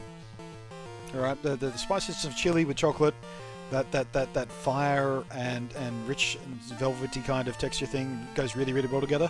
Same thing is true of the wasabi Kit Kat. You got that real wasabi. Well, it's not real wasabi actually. It's the horseradish kind because it doesn't fade quickly enough to be actual wasabi. But you get that hit with the sweetness of chocolate and the biscuit and everything. It's fantastic. It's fantastic. But if you don't like spice, then yeah, you might not like it that much. Have you tried the green? You haven't tried the? Oh man, the green tea one's like the easiest one to find. I mean, I can get it here in Sydney. There is more than one Japanese grocer that has the green tea Kit Kats. They're easy to find in comparison to some of the others. But yeah, if you find it, try it. They're lovely, lovely, so pleasant. If you like green tea, that is. Which, if you don't like green tea, then I don't know what's wrong with you. Green tea is fantastic. I had a certain strawberry one that actually tasted strawberry. Yes, I've had that one too. It was a really good strawberry flavour.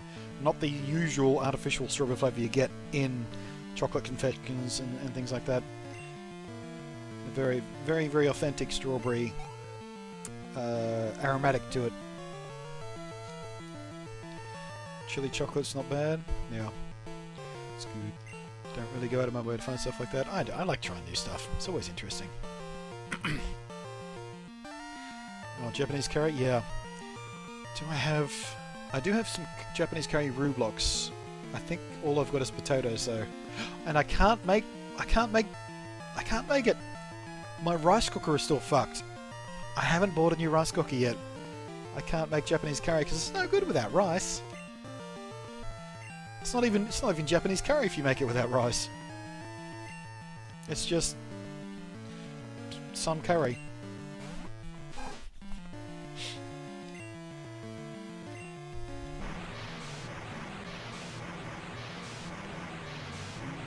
Everyone likes green tea around? I do.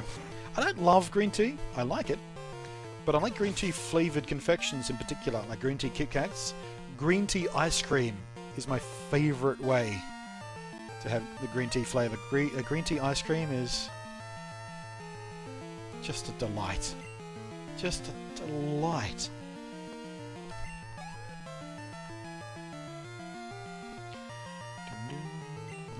I prefer black tea myself. I like a nice Earl Grey. Like if I was given the choice between green tea and Earl Grey, well, depending on what I was eating at the time, I suppose, would affect the flavour of what I was interested in drinking. But yeah, if you're just offering me tea, I will take Earl Grey over to green tea. But if you say, would you like some green tea, there's no way in hell I would ever find myself saying, no thanks. I'll go, yes please. OMG, I found a list of 43 Japanese only Kit Kat. Oh, there's more than that. I think there's more than that. Like I said, every region, every province, pretty much, in Japan, sooner or later have a special Kit Kat flavour. But yeah, I know about the banana one. I haven't tried the banana one, but that's on my list of ones I want to try. Because again, the strawberry one was amazing.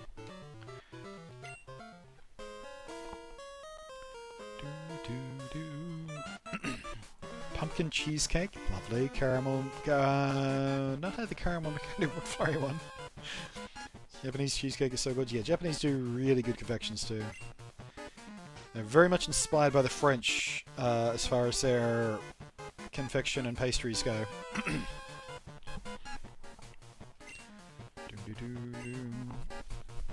So yeah, most of their popular cakes and pastries are very, very French in style,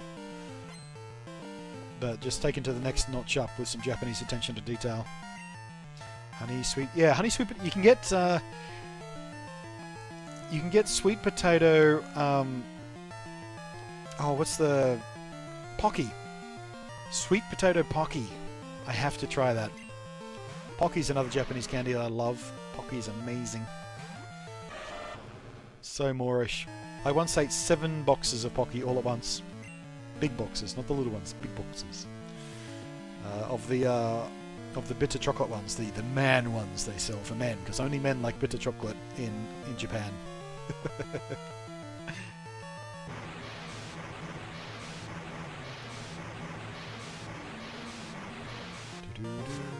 Where I live, there are only 2 Kit Kat flavours easily found. Yeah, I mean, in most Australian supermarkets, there's just Kit Kats. If you're lucky, you'll find the milk chocolate Kit Kat. Well, not if you're lucky, because they're not that good, but... original white chocolate. Yeah, same here. I was just saying. Reading through all these flavours, and the last one was white chocolate.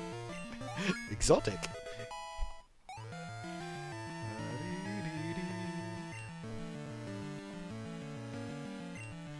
Muck. Nope, Stan. Used to be your European cheesecake Kit Kat. Oh, that sounds amazing. That sounds amazing. Always hated that branding. I love bitter chocolate, but I ain't no goddamn man. Yeah, it's a very Japanese thing. The bitter chocolate for men kind of thing, because there is still a lot of sexism in Japan around certain aspects of the culture. It's very deeply entrenched there.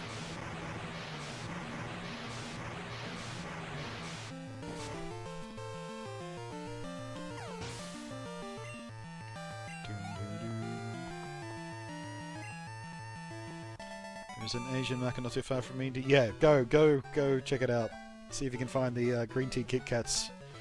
And pick a bunch of random stuff off the shelf too that you think might look good, because you'd be amazed how many weird sounding Japanese candies and things are just super delicious. They are really good at that. Alright, I have to do the switches, don't I? Switch.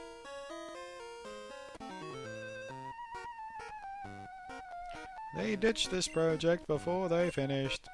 Searching for leftover loot.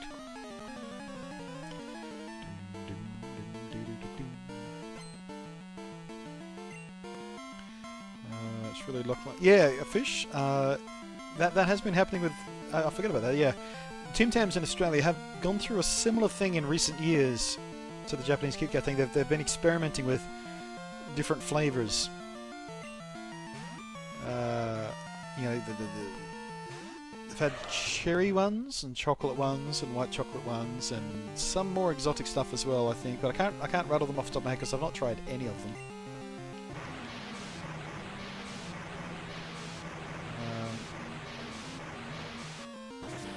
Yank's still got to find sandy ones, yeah. In America, I found this one Asian sour candy that I've never been able to find again. One of the candies in the packet is super sour. Did they come in individually wrapped little packets with very little writing, but a picture suggesting the flavour? So one had a bean on it, one would have sort of a green sprig.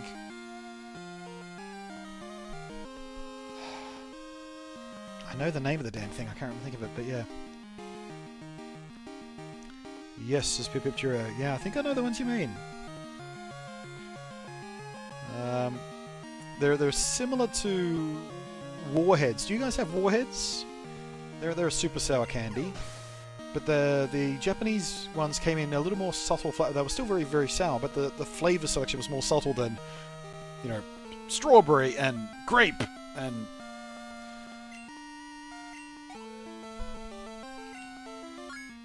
There's a sake flavoured Kit Kat. There sure is. There are 3 types of Tim Tams in my local Target. Yeah, I think there's like 8 at mine. Well, not my local Target, but my local supermarket. There's just this entire shelf space just full of like 8 different types of Kit Kat. Not Kit Kat, sorry. Tim Tam. I wish Kit Kat.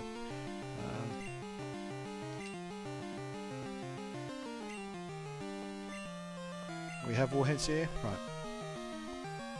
Yeah, there's a Japanese version of the warhead, but like I said, the flavour selections there are more subtle. Not so traditional candy kind of stuff, but just as sour. Same kind of sour coating on them, similar whatever that chemical is. That powder stuff they put on to make them super sour. Similar kind of thing.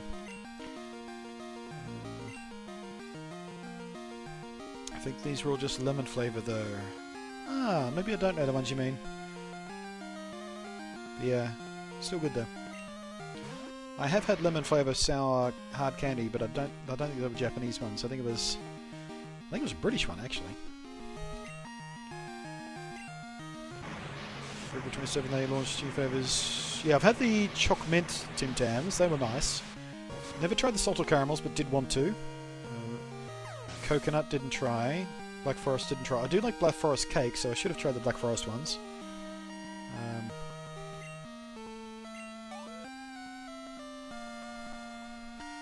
But yeah, they've been around for a little while. They've been around for longer than February, I think.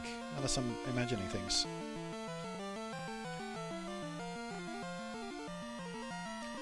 The tapped one was so sour my friend couldn't eat it. I once... When warheads were a thing, they launched when I was... I don't know, 15 or something. Or maybe they just came to my part of Australia when I was 15.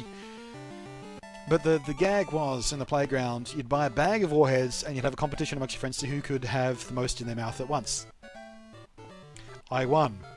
At the expense of almost the entire outer lining of my cheeks and roof of my mouth. Which all peeled off very, very painfully and almost instantly.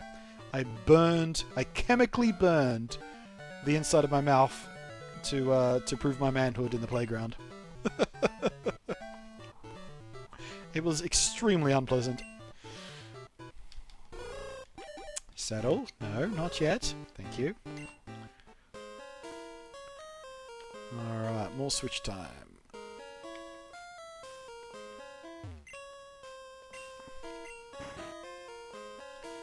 Okay. Did that do anything? Nope.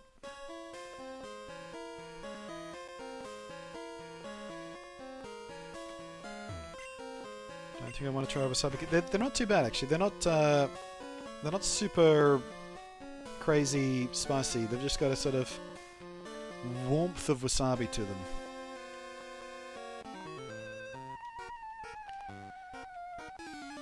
I mean, they're certainly spicy, but the chocolate takes the edge off a bit. They're actually a wonderful little flavour.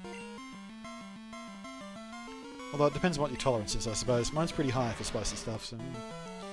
Teacher Tay from Germany would start to rant about Black Forest cake right now. Oh, yeah. I haven't had Black Forest cake since I was like 12, I think, but I remember I loved it. You just don't see it very often. But when I was, a tween, one of the things my family would do, like of a Saturday evening or Friday evening, would go out for what in Australia is called a counter meal. And I don't think that's a concept that exists anywhere else but Australia. A counter meal is when you go to a pub, but the pub is also a restaurant. So you sit at a table at the pub, and from the bar, you order your meal. And they bring you a little number for your table, so the waiter comes out and delivers your food when it's done. And it's awful pub food, steak and chips and salad and roast chicken with some mashed potatoes and just ordinary, awful food. But it was a family meal, and we'd go out and, the parents would have drinks and the kids would have their, spider drinks. And for dessert, my dad would always order Black Forest cake. So I had it a couple of times because, I was like, alright, what's the big deal? But yeah, I haven't seen it on menus much since then, since I was a kid. And I've no idea whether it was a very good example of Black Forest cake. All I remember was it was very, very different to any other kind of cake I'd ever had before, and I really liked it. Because it's made with rum, isn't it? Black Forest cake? Or some sort of brown liquor, I think, if I remember correctly.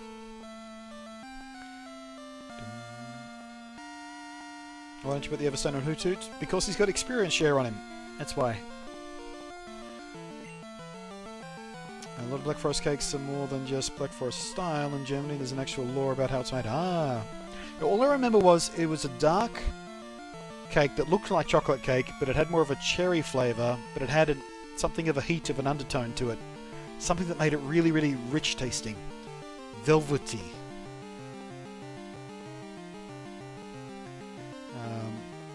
I always hated Black Forest cake until I tried the one from Costco, oddly enough. Not rum? Kirsch! Ah! I knew it was some sort of liquor. Kirsch.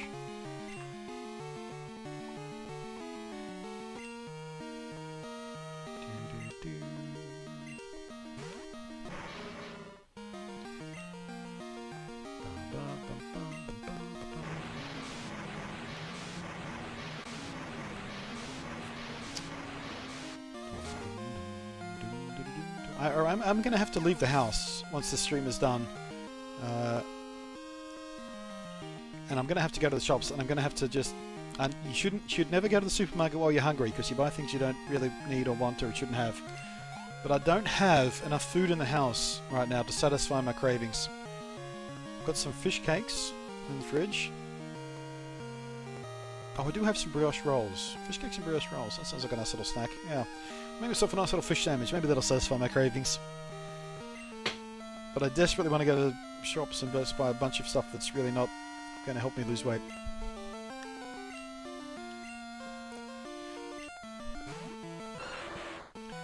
Is that if it's all your fault? Actually, I don't know whether I started it this time. What are you trying to get Hoot Hoot to learn if you're not in a house? Dream Eater. Dream Eater. We're trying to get him to learn Dream Eater because he knows hypnosis. So the idea is hypnosis in combination with Dream Eater is a pretty significant combination. Don't do it, Blunty. Don't do it! Yeah. Tell you what I'm going to do now, though. We're a bit early for a proper break, but I'm going to have to jump up real quick and take a leak because I do need to pee. So we're going to do that right now. I'll be back in just a couple of seconds, guys.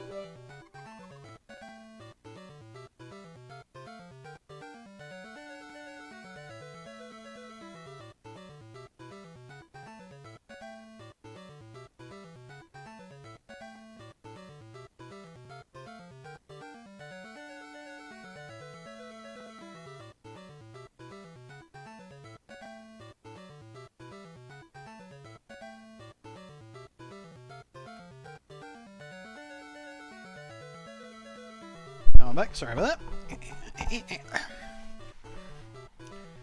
Pip Cheer says I have no bits left to cheer. Oh. I should put a picture of my chair on my BRB screen, that's what I should do. My mints, I got my mints because I need my mouth to do something with all the saliva in it at the moment. These are the mints I usually go for, just because we're talking about that kind of stuff. Eclipse mints. The reason I go for these is they're a nice mint. You get 50 mints for $2.40 or something, I think they cost. But it comes in a metal container with a lid that shuts properly. So the mints stay fresh, they don't explode into my bag when I'm carrying them around. They don't get crushed into powder. So, mainly I like it because of the tin, but they're a decent mint as well. Ooh. Even that mint is delicious right now. I'm so hungry. I was like, ooh, yum, I'll have more of those.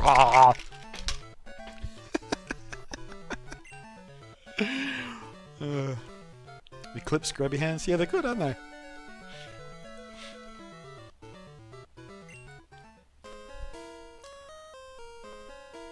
And you're peeing and it's good. It was a good leak, by the way. It was one of those good leaks. Just for those curious. I'm sorry about the chewing, sucking, slobbering, mint hitting my teeth kind of noises you may be hearing through the mic. Can't be helped at this stage. I had to put something in my mouth. Giggity. I literally couldn't stand it anymore. I'm not even playing it up for drama or for comedy's sake. I am crazy hungry right now. Never buy the chewy ones? No, the chewy ones are no good. No, I like the ones you can suck on for a while. Giggity.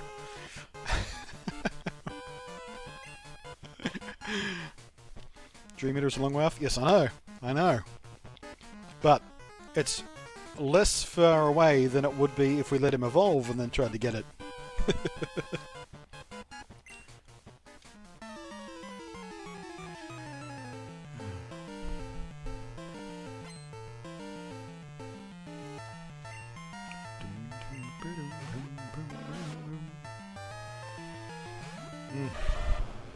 Tell you what, when you're so hungry, even a mint is delicious. That's ridiculous.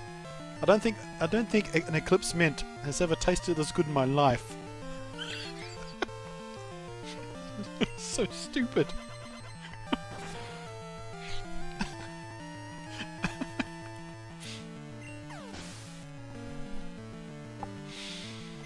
Nom, nom, nom, nom, nom.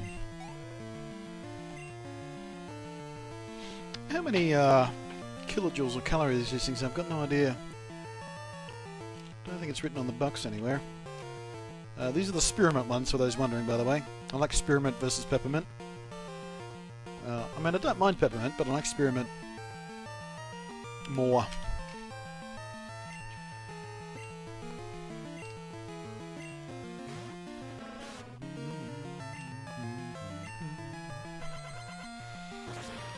And that's why we have Ice Punch on Dodo, by the way, so we can get rid of our weakness right there.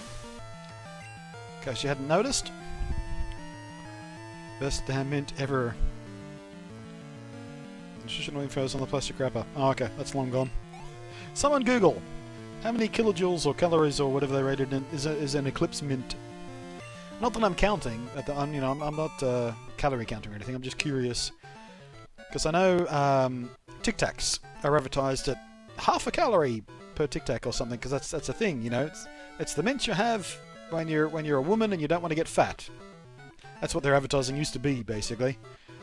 Used to be, you know, have a mint, guilt-free, don't get fat, women. Because I guess a lot of mints are packed with sugar or something, maybe. Tic Tacs are great though. I like the orange Tic Tacs. Although I did have the berry ones the other day. I did treat myself to because I saw them on the shelf. They're all brightly coloured and you know, purple and stuff. I went, ooh, haven't tried those ones before. Fuck it, I'll try them. They're alright. I like the orange Tic Tacs best, though.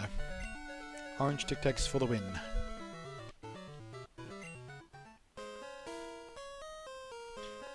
It's labelled as Winterfrost. What's labelled as Winterfrost?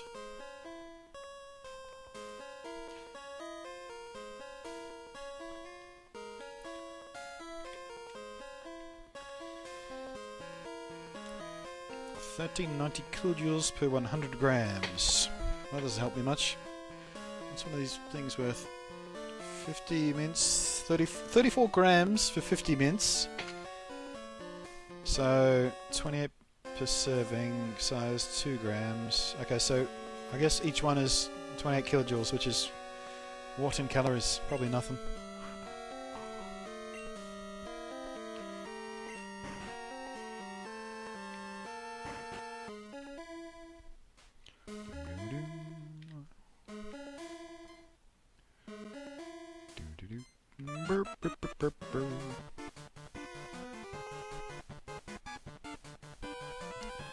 All gone. I'm having another one. They're only 28 kilojoules. Nom nom nom. Hey Dickus, how's the playthrough going? Barely paying attention to it today. We've been waffling about all kinds of stuff, from voice actors to who was the best Batman to a little bit of politics to a lot of talk about candies and chocolates and sweets and Japan and mints and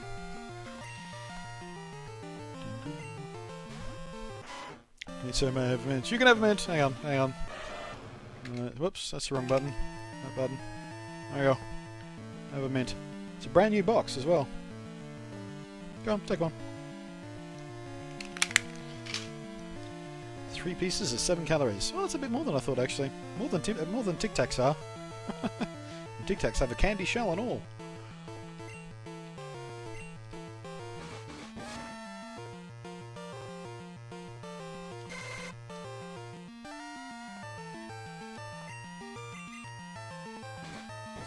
Ooh, we're in trouble here. Oh no, we're okay, we're okay. Will you be streaming the Switch where you get it? Who the fuck are you talking to, Douglas? Of course I will be. Haven't you seen my YouTube channel recently? It's been like 9 Switch videos in a row. In fact, today I think is the first time in about 2 weeks I've not published anything about the Switch. So yeah, plan is, specifically, I'm going to pick mine up at the midnight launch. The store I pre-order from is doing midnight launch, so I'm going to pick one up at the midnight launch. I may even try and stream from the midnight launch, from my mobile or something, because there is an app for the Android phone, at least I've got. I don't think you can do it from our phone at the moment, but from Android you can stream direct to Twitch. So I may do that from the launch, but after the launch I'm going to come straight home, start streaming. We'll do the unboxing, we'll do the setup, we'll play some games, probably some virtual console games first, maybe leading to a bit of Zelda, Windwalker, Breath of the Wild. But yeah, absolutely streaming the Switch from basically minute 1 when I get home with it. Yeah, just making sure. Stupid question.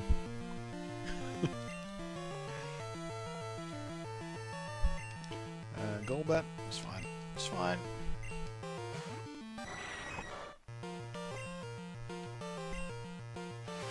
Crap! We're in trouble.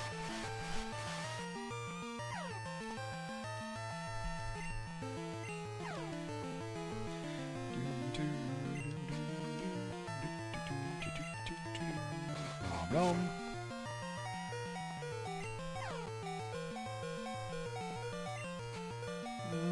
Bollocks.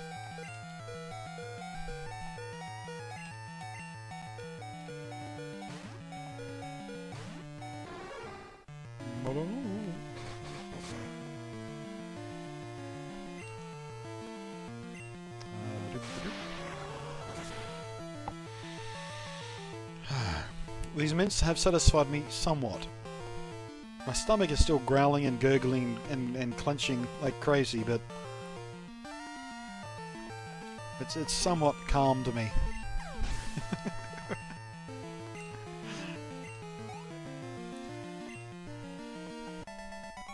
At least enough to get through to the rest of the stream, which I guess we only have about 10 minutes left of anyway. Or should we go for another 2 hours? No, I'm too hungry to go for another 2 hours.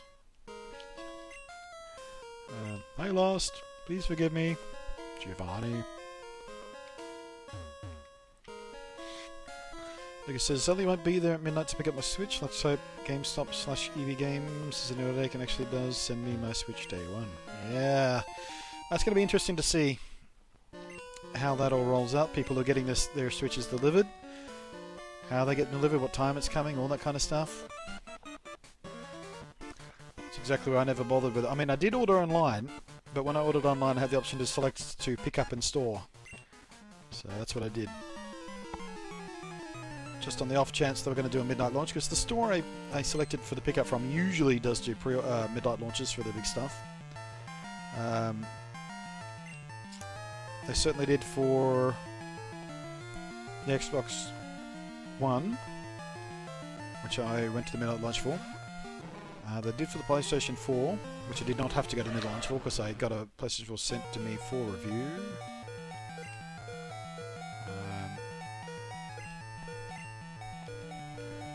But yeah.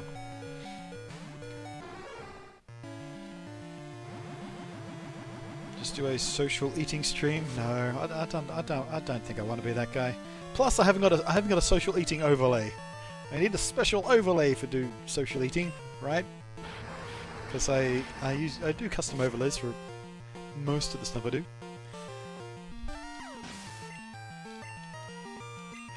Maybe we should do an overlay where like my face is just inside of a hamburger.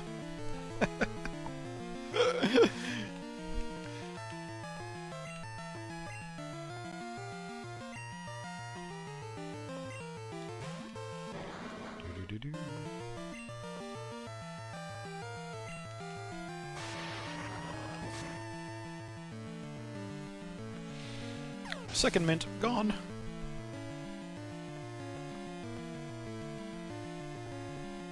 That first mouthful of water after eating a mint. It's weird.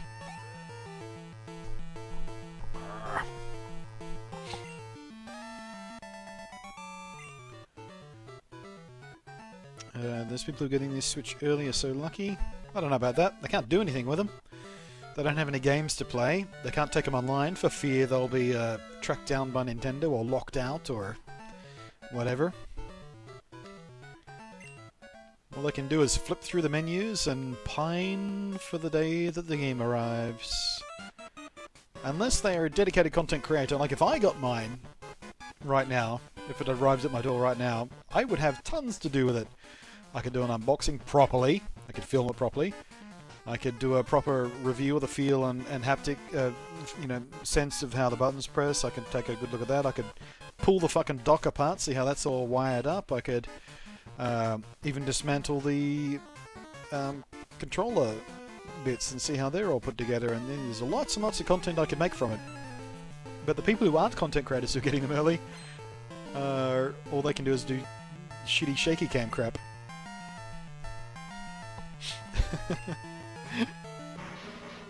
Unless the eShop is already... I doubt the eShop is active.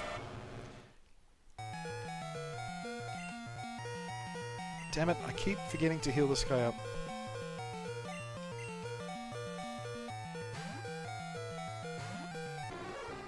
Love and Gen 2, the animal punches are all special instead of physical? Yeah.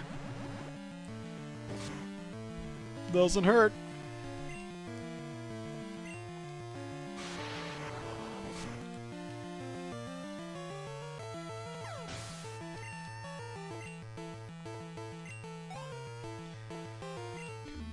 But again, even if the eShop was active for, legit reviewers, I'm pretty sure Nintendo will be keeping track of which systems connect to it when.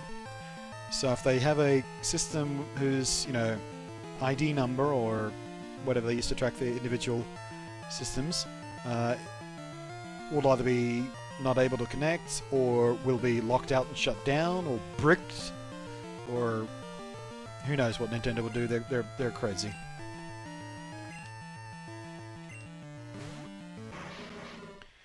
You can get cheap little $5 tripods so that your Switch covers isn't nausea simulated in its own, yeah.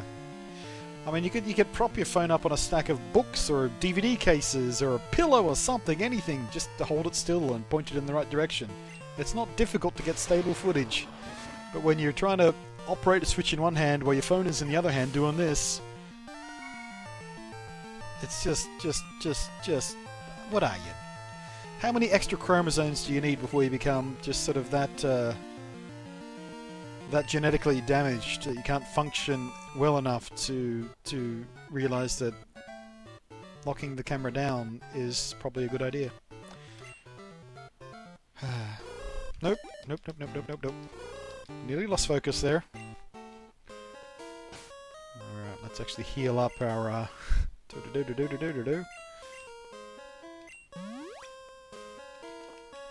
Actually, let's not burn through all those potions. Let's use the 2 lemonades we still have left. Clear that inventory space out. Oh, only needed the 1. Ah, cool. And never mind. TM35. What's that? TM35.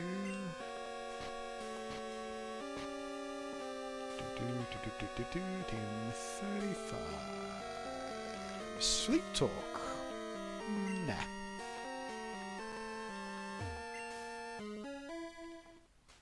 Just probably really excited for it to do stabilization. I've been really excited lots of times, I never forget to put a camera on the tripod. What? You came to rescue me? Thank you! The radio tower. What's happening there? Taking over by Team Rocket? There, take this card key.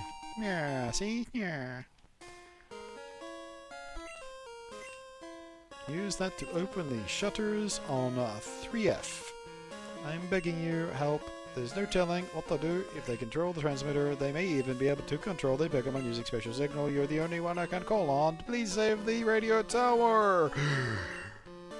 Handle the Pokémon nationwide. Damn it. Took a breath too soon.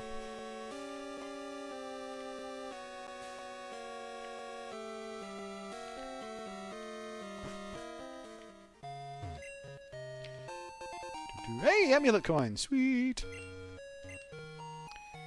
Not that we need that much money right now anyway. We'll put it on him when we go through the Elite Four, I reckon.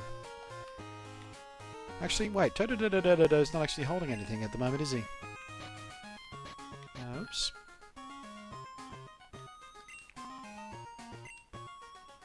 No, he's not. Grooving.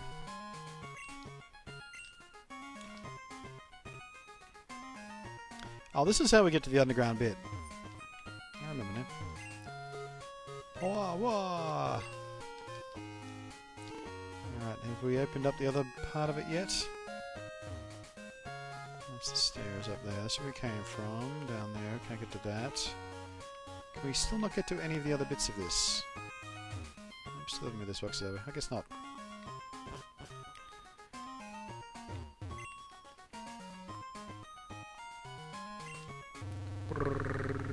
Ring.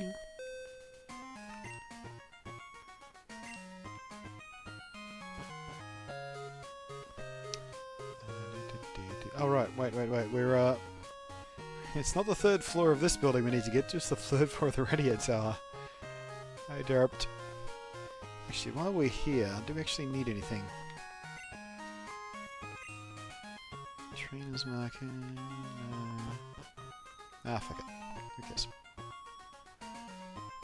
I've only eaten a piece of toast. Well, first I had a piece of toast. Futurama reference.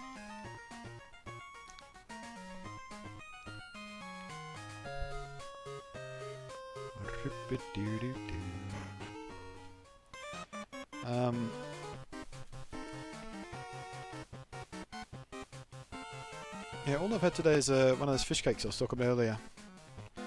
Had it in some, just a fish cake, a couple pieces of bread.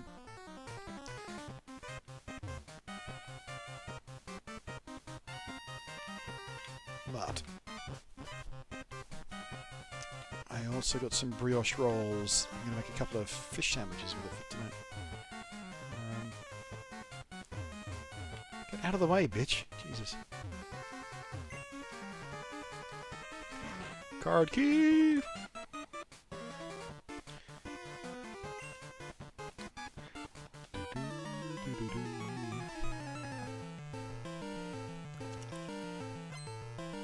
Yeah. As soon as this stream stops, I'm going to have some Vegemite on toast, I think. That should tide me over till dinner time, where I'll have my fish cakes. Potato croquet. No. Yeah. That'd be good. Better remind me of Futurama, now need more episodes of that show. No, you don't. That last season, it was a bit hit and miss. I wish we never got it in retrospect. Although the ending was real nice.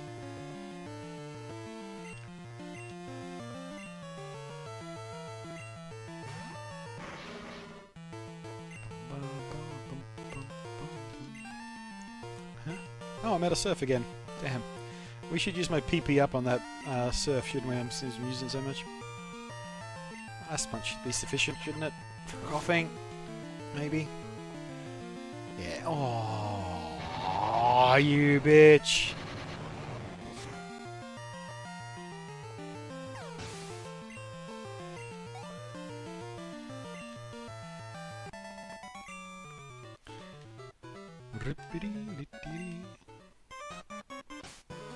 So hungry.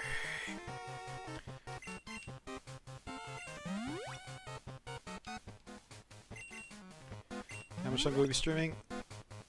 We're just about to hit the 4-hour mark, so not much longer. We'll finish this. We'll finish this mission at the very least. I'm not going to leave us halfway through the mission here, but we're close to the end of this as well, so probably pretty soon. Wait.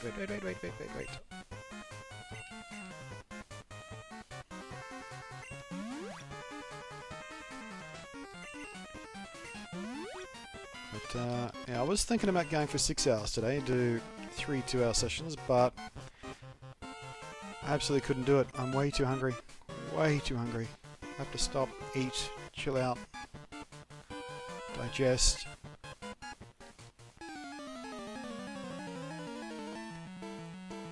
But I'll be back tomorrow.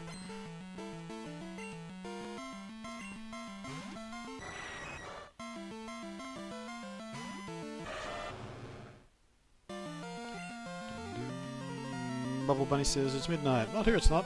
It's about 4 PM here. Oops, I did it again. Pip Pip says, please no sir, I need food too. Alright, so you're not gonna eat until the stream stops as well. You don't want to miss anything. Right, okay.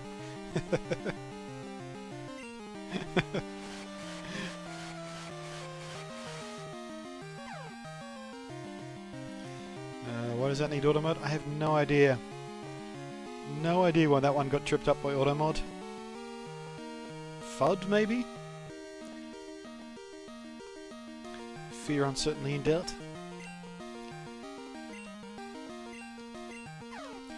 Come on, Dodo, bear through it. Good lord, boy.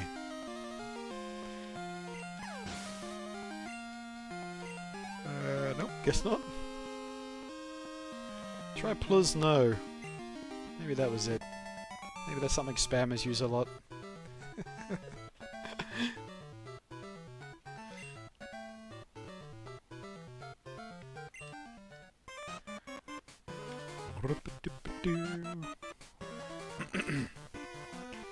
Please no. Try the combination. Please no.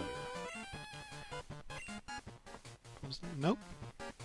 Someone else typed the entire sentence.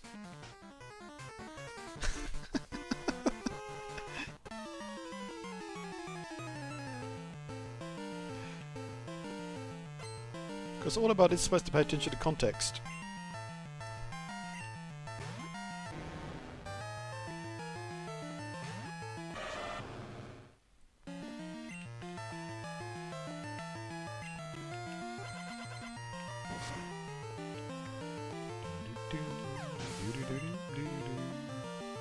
There's no need for two to trip that time. I guess all the mod learned from when I allowed it then.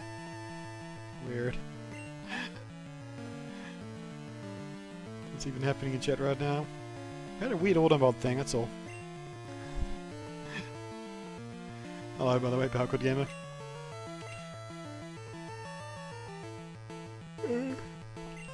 Dear, dear, dear.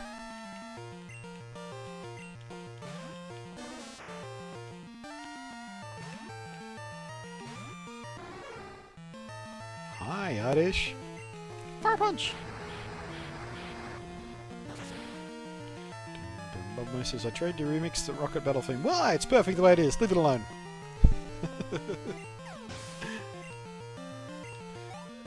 Actually, I've heard many, many good remixes of many, many Pokemon songs.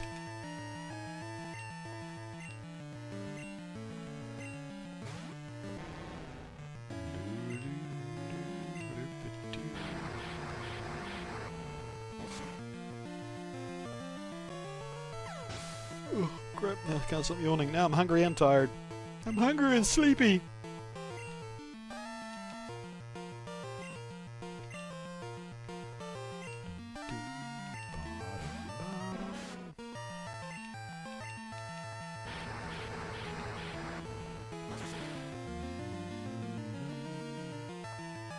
The knuckle sure is tasty.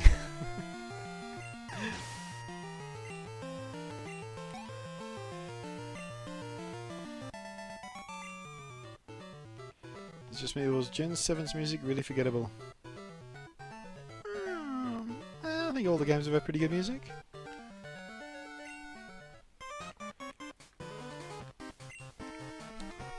Why? Why do I have to suffer through this? Meowth, help me.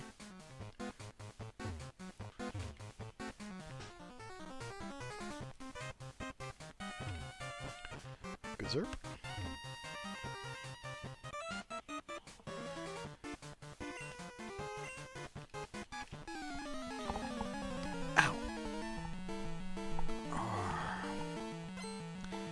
Rocket Executive wants to battle. Rocket Executive sent out. What?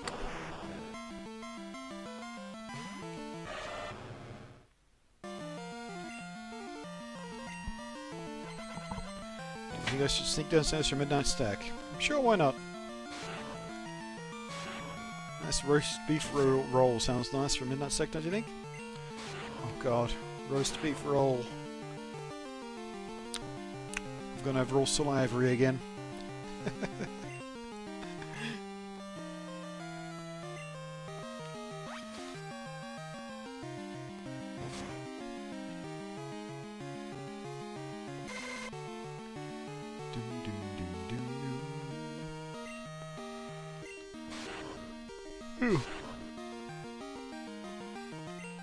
Well then, wrapped, paralyzed, and glared to death. Might be time to switch out, I think. Don't you think? Oh, well, we're wrapped, we can't be recalled. Right. Got no surf left. Yeah, my Tododododo's in trouble. Pikachu says no, my weakness. Why? Your weakness? Oh, roast beef rolls. Yeah. They're everybody's weakness. How good are they?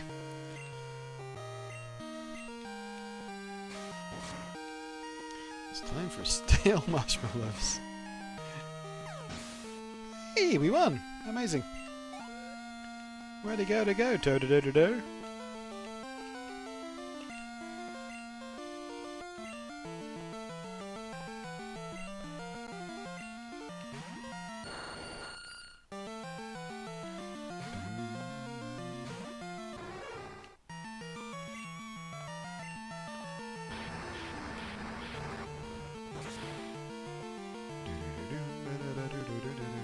Supposed to be making you hungry, not the other way around. Ha!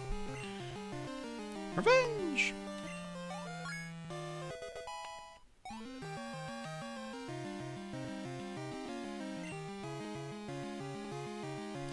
Actually, I had some Uber Eats deliver a quarter of a roast chicken with a few chips the other night, and I tried their gravy. I know I shouldn't have done because gravy not good if you're trying to lose weight, blah blah blah. But it was really good gravy. Really good gravy. Like proper made in a pan gravy, not mixed up with water and powder out of a metal tin kind of gravy.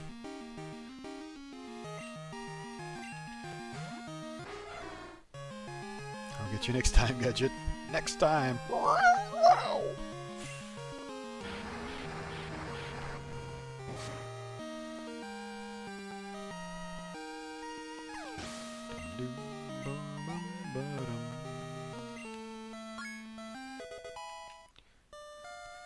There we go, edging ever closer.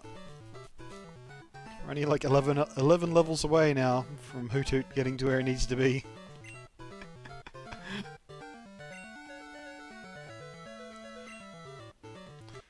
There, settle, calm down, be quiet, easy.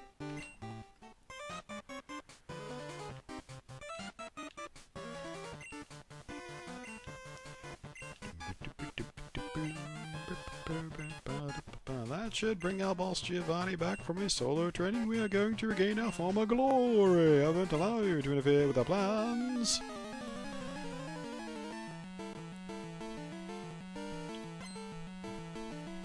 Actually, just thinking about that roast chicken and gravy makes me want to order it again tonight. Shouldn't. I already had my cheat day, which was that roast chicken in the first place. But Jesus, it was good. Like crazy good. And out of all the things, food I could get delivered, I guess roast chicken. It's not too bad.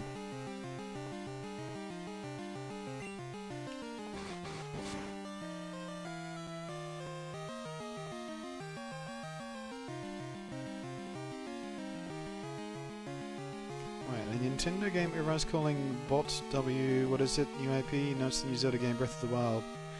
Yeah, it took me a few tries to see the acronym too. We're talking about LOZ bot W.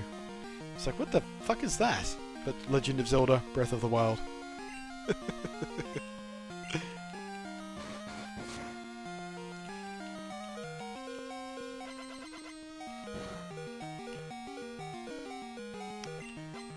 Hey, we got it! I was so desperate for that freeze.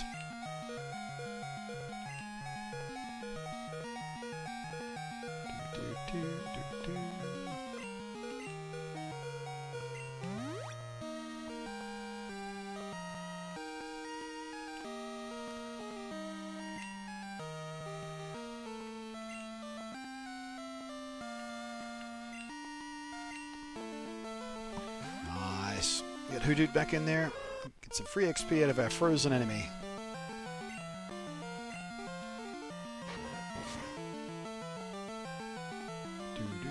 Did you guys like the remakes better?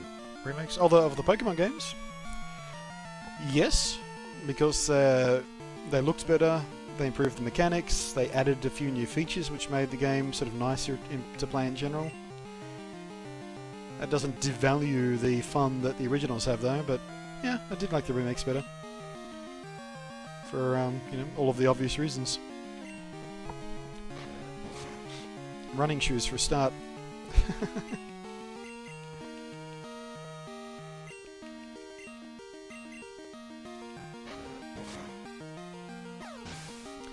There are worse Zelda acronyms like TP, Twilight Princess I suppose, and just straight up MM, Majora's Mask, Zelda Tippa. Wow, I never thought about that, but most of the Zelda games have awful acronyms, don't they? Fish is okay, back, just bought another dog. Bought another dog! Not sure if the right move, but already has a name. Reinhardt. After, of course, why not?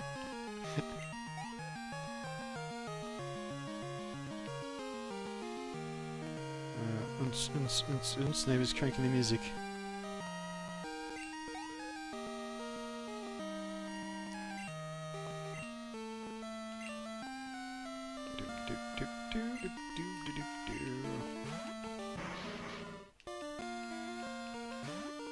Like what you say when you like food.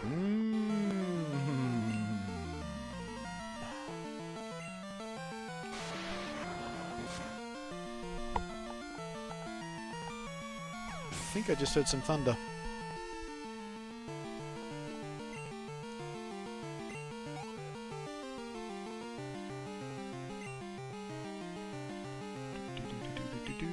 Houndoom coming in.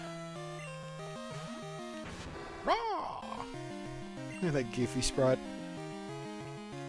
Have an iron tail. Boop your nose! Wow, I got the crit. Myrtleized him.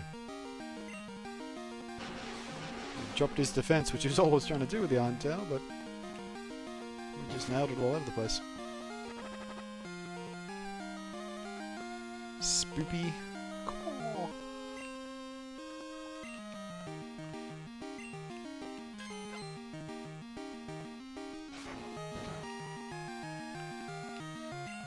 Got 2 crits in a row.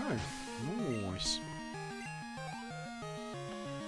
A streamer, I'm going to assume that's supposed to say. Recorded a donation alert that's him saying, chocolate, in a really ASMR voice. It's hilarious. I should do that. People, I get comments all the time in my videos, particularly the ones I record in the morning when I've got my morning voice. You should do ASMR videos. Yeah.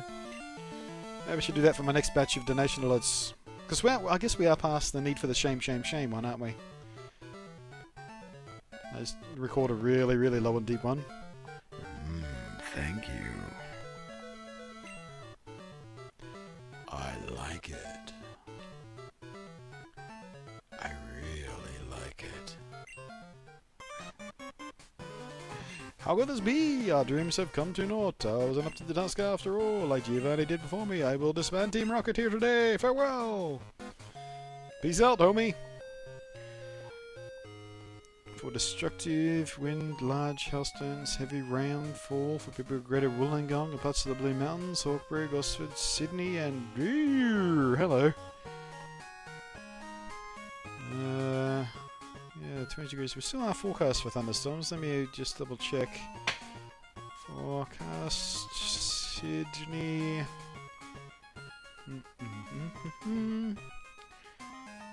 Bureau of Meteorology. Chance of thunderstorm afternoon evening, possibly a severe wind southeasterly. Doesn't look like we're likely to get the hail and stuff down in the city area. Your courageous actions have saved Pokemon nationwide. I know it's not much, but please take this. Rainbow Wing!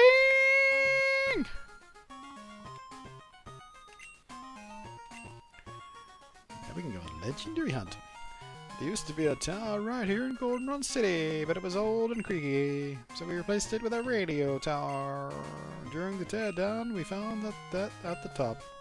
I heard that giant Pokemon used to fly over Goldenrod in the past. Maybe they fell off the Pokemon. Maybe it's like one of the piers at Tin Tower in Yucatec City. Okay, I better go to my office. Okay, bye-bye. Oot just sounds weird. Yes, Oracle of Time. That's an acronym that's always made my brain go, what? ELBW. I don't even know what that one is.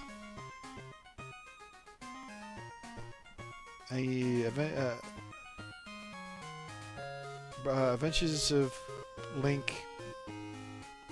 No, AL. Nope, I don't know. I'm lost now. I'm lost. Did you trade your road scare for an express show? Sure did. Sure did. Current warning area for the hail is showing Sydney City Centre right in the path. Oh, I guess I'm still looking at the wrong forecast. Albedo. Oh, a link between worlds. Right. They're all crappy acronyms, aren't they? Just terrible. Oh, easy.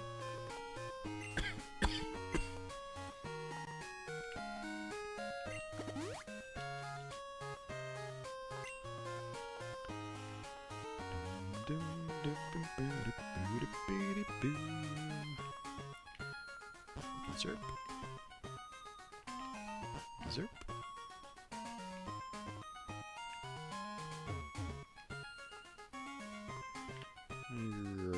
Zerp.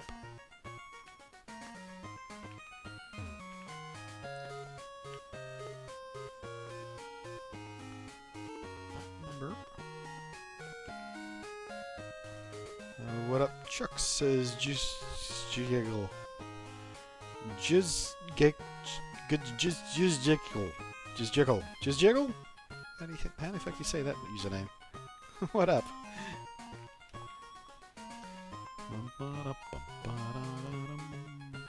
Yeah, we chased Team Rocket out of town. Job done.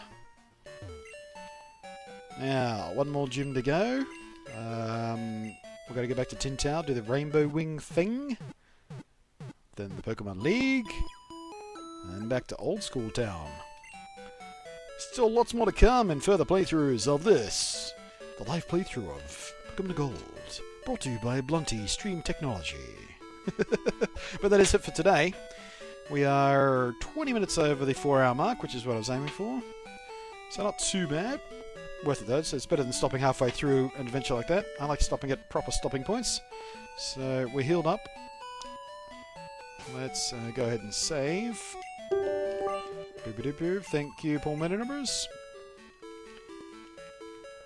Wows, World of Warcraft Super, World of Warships.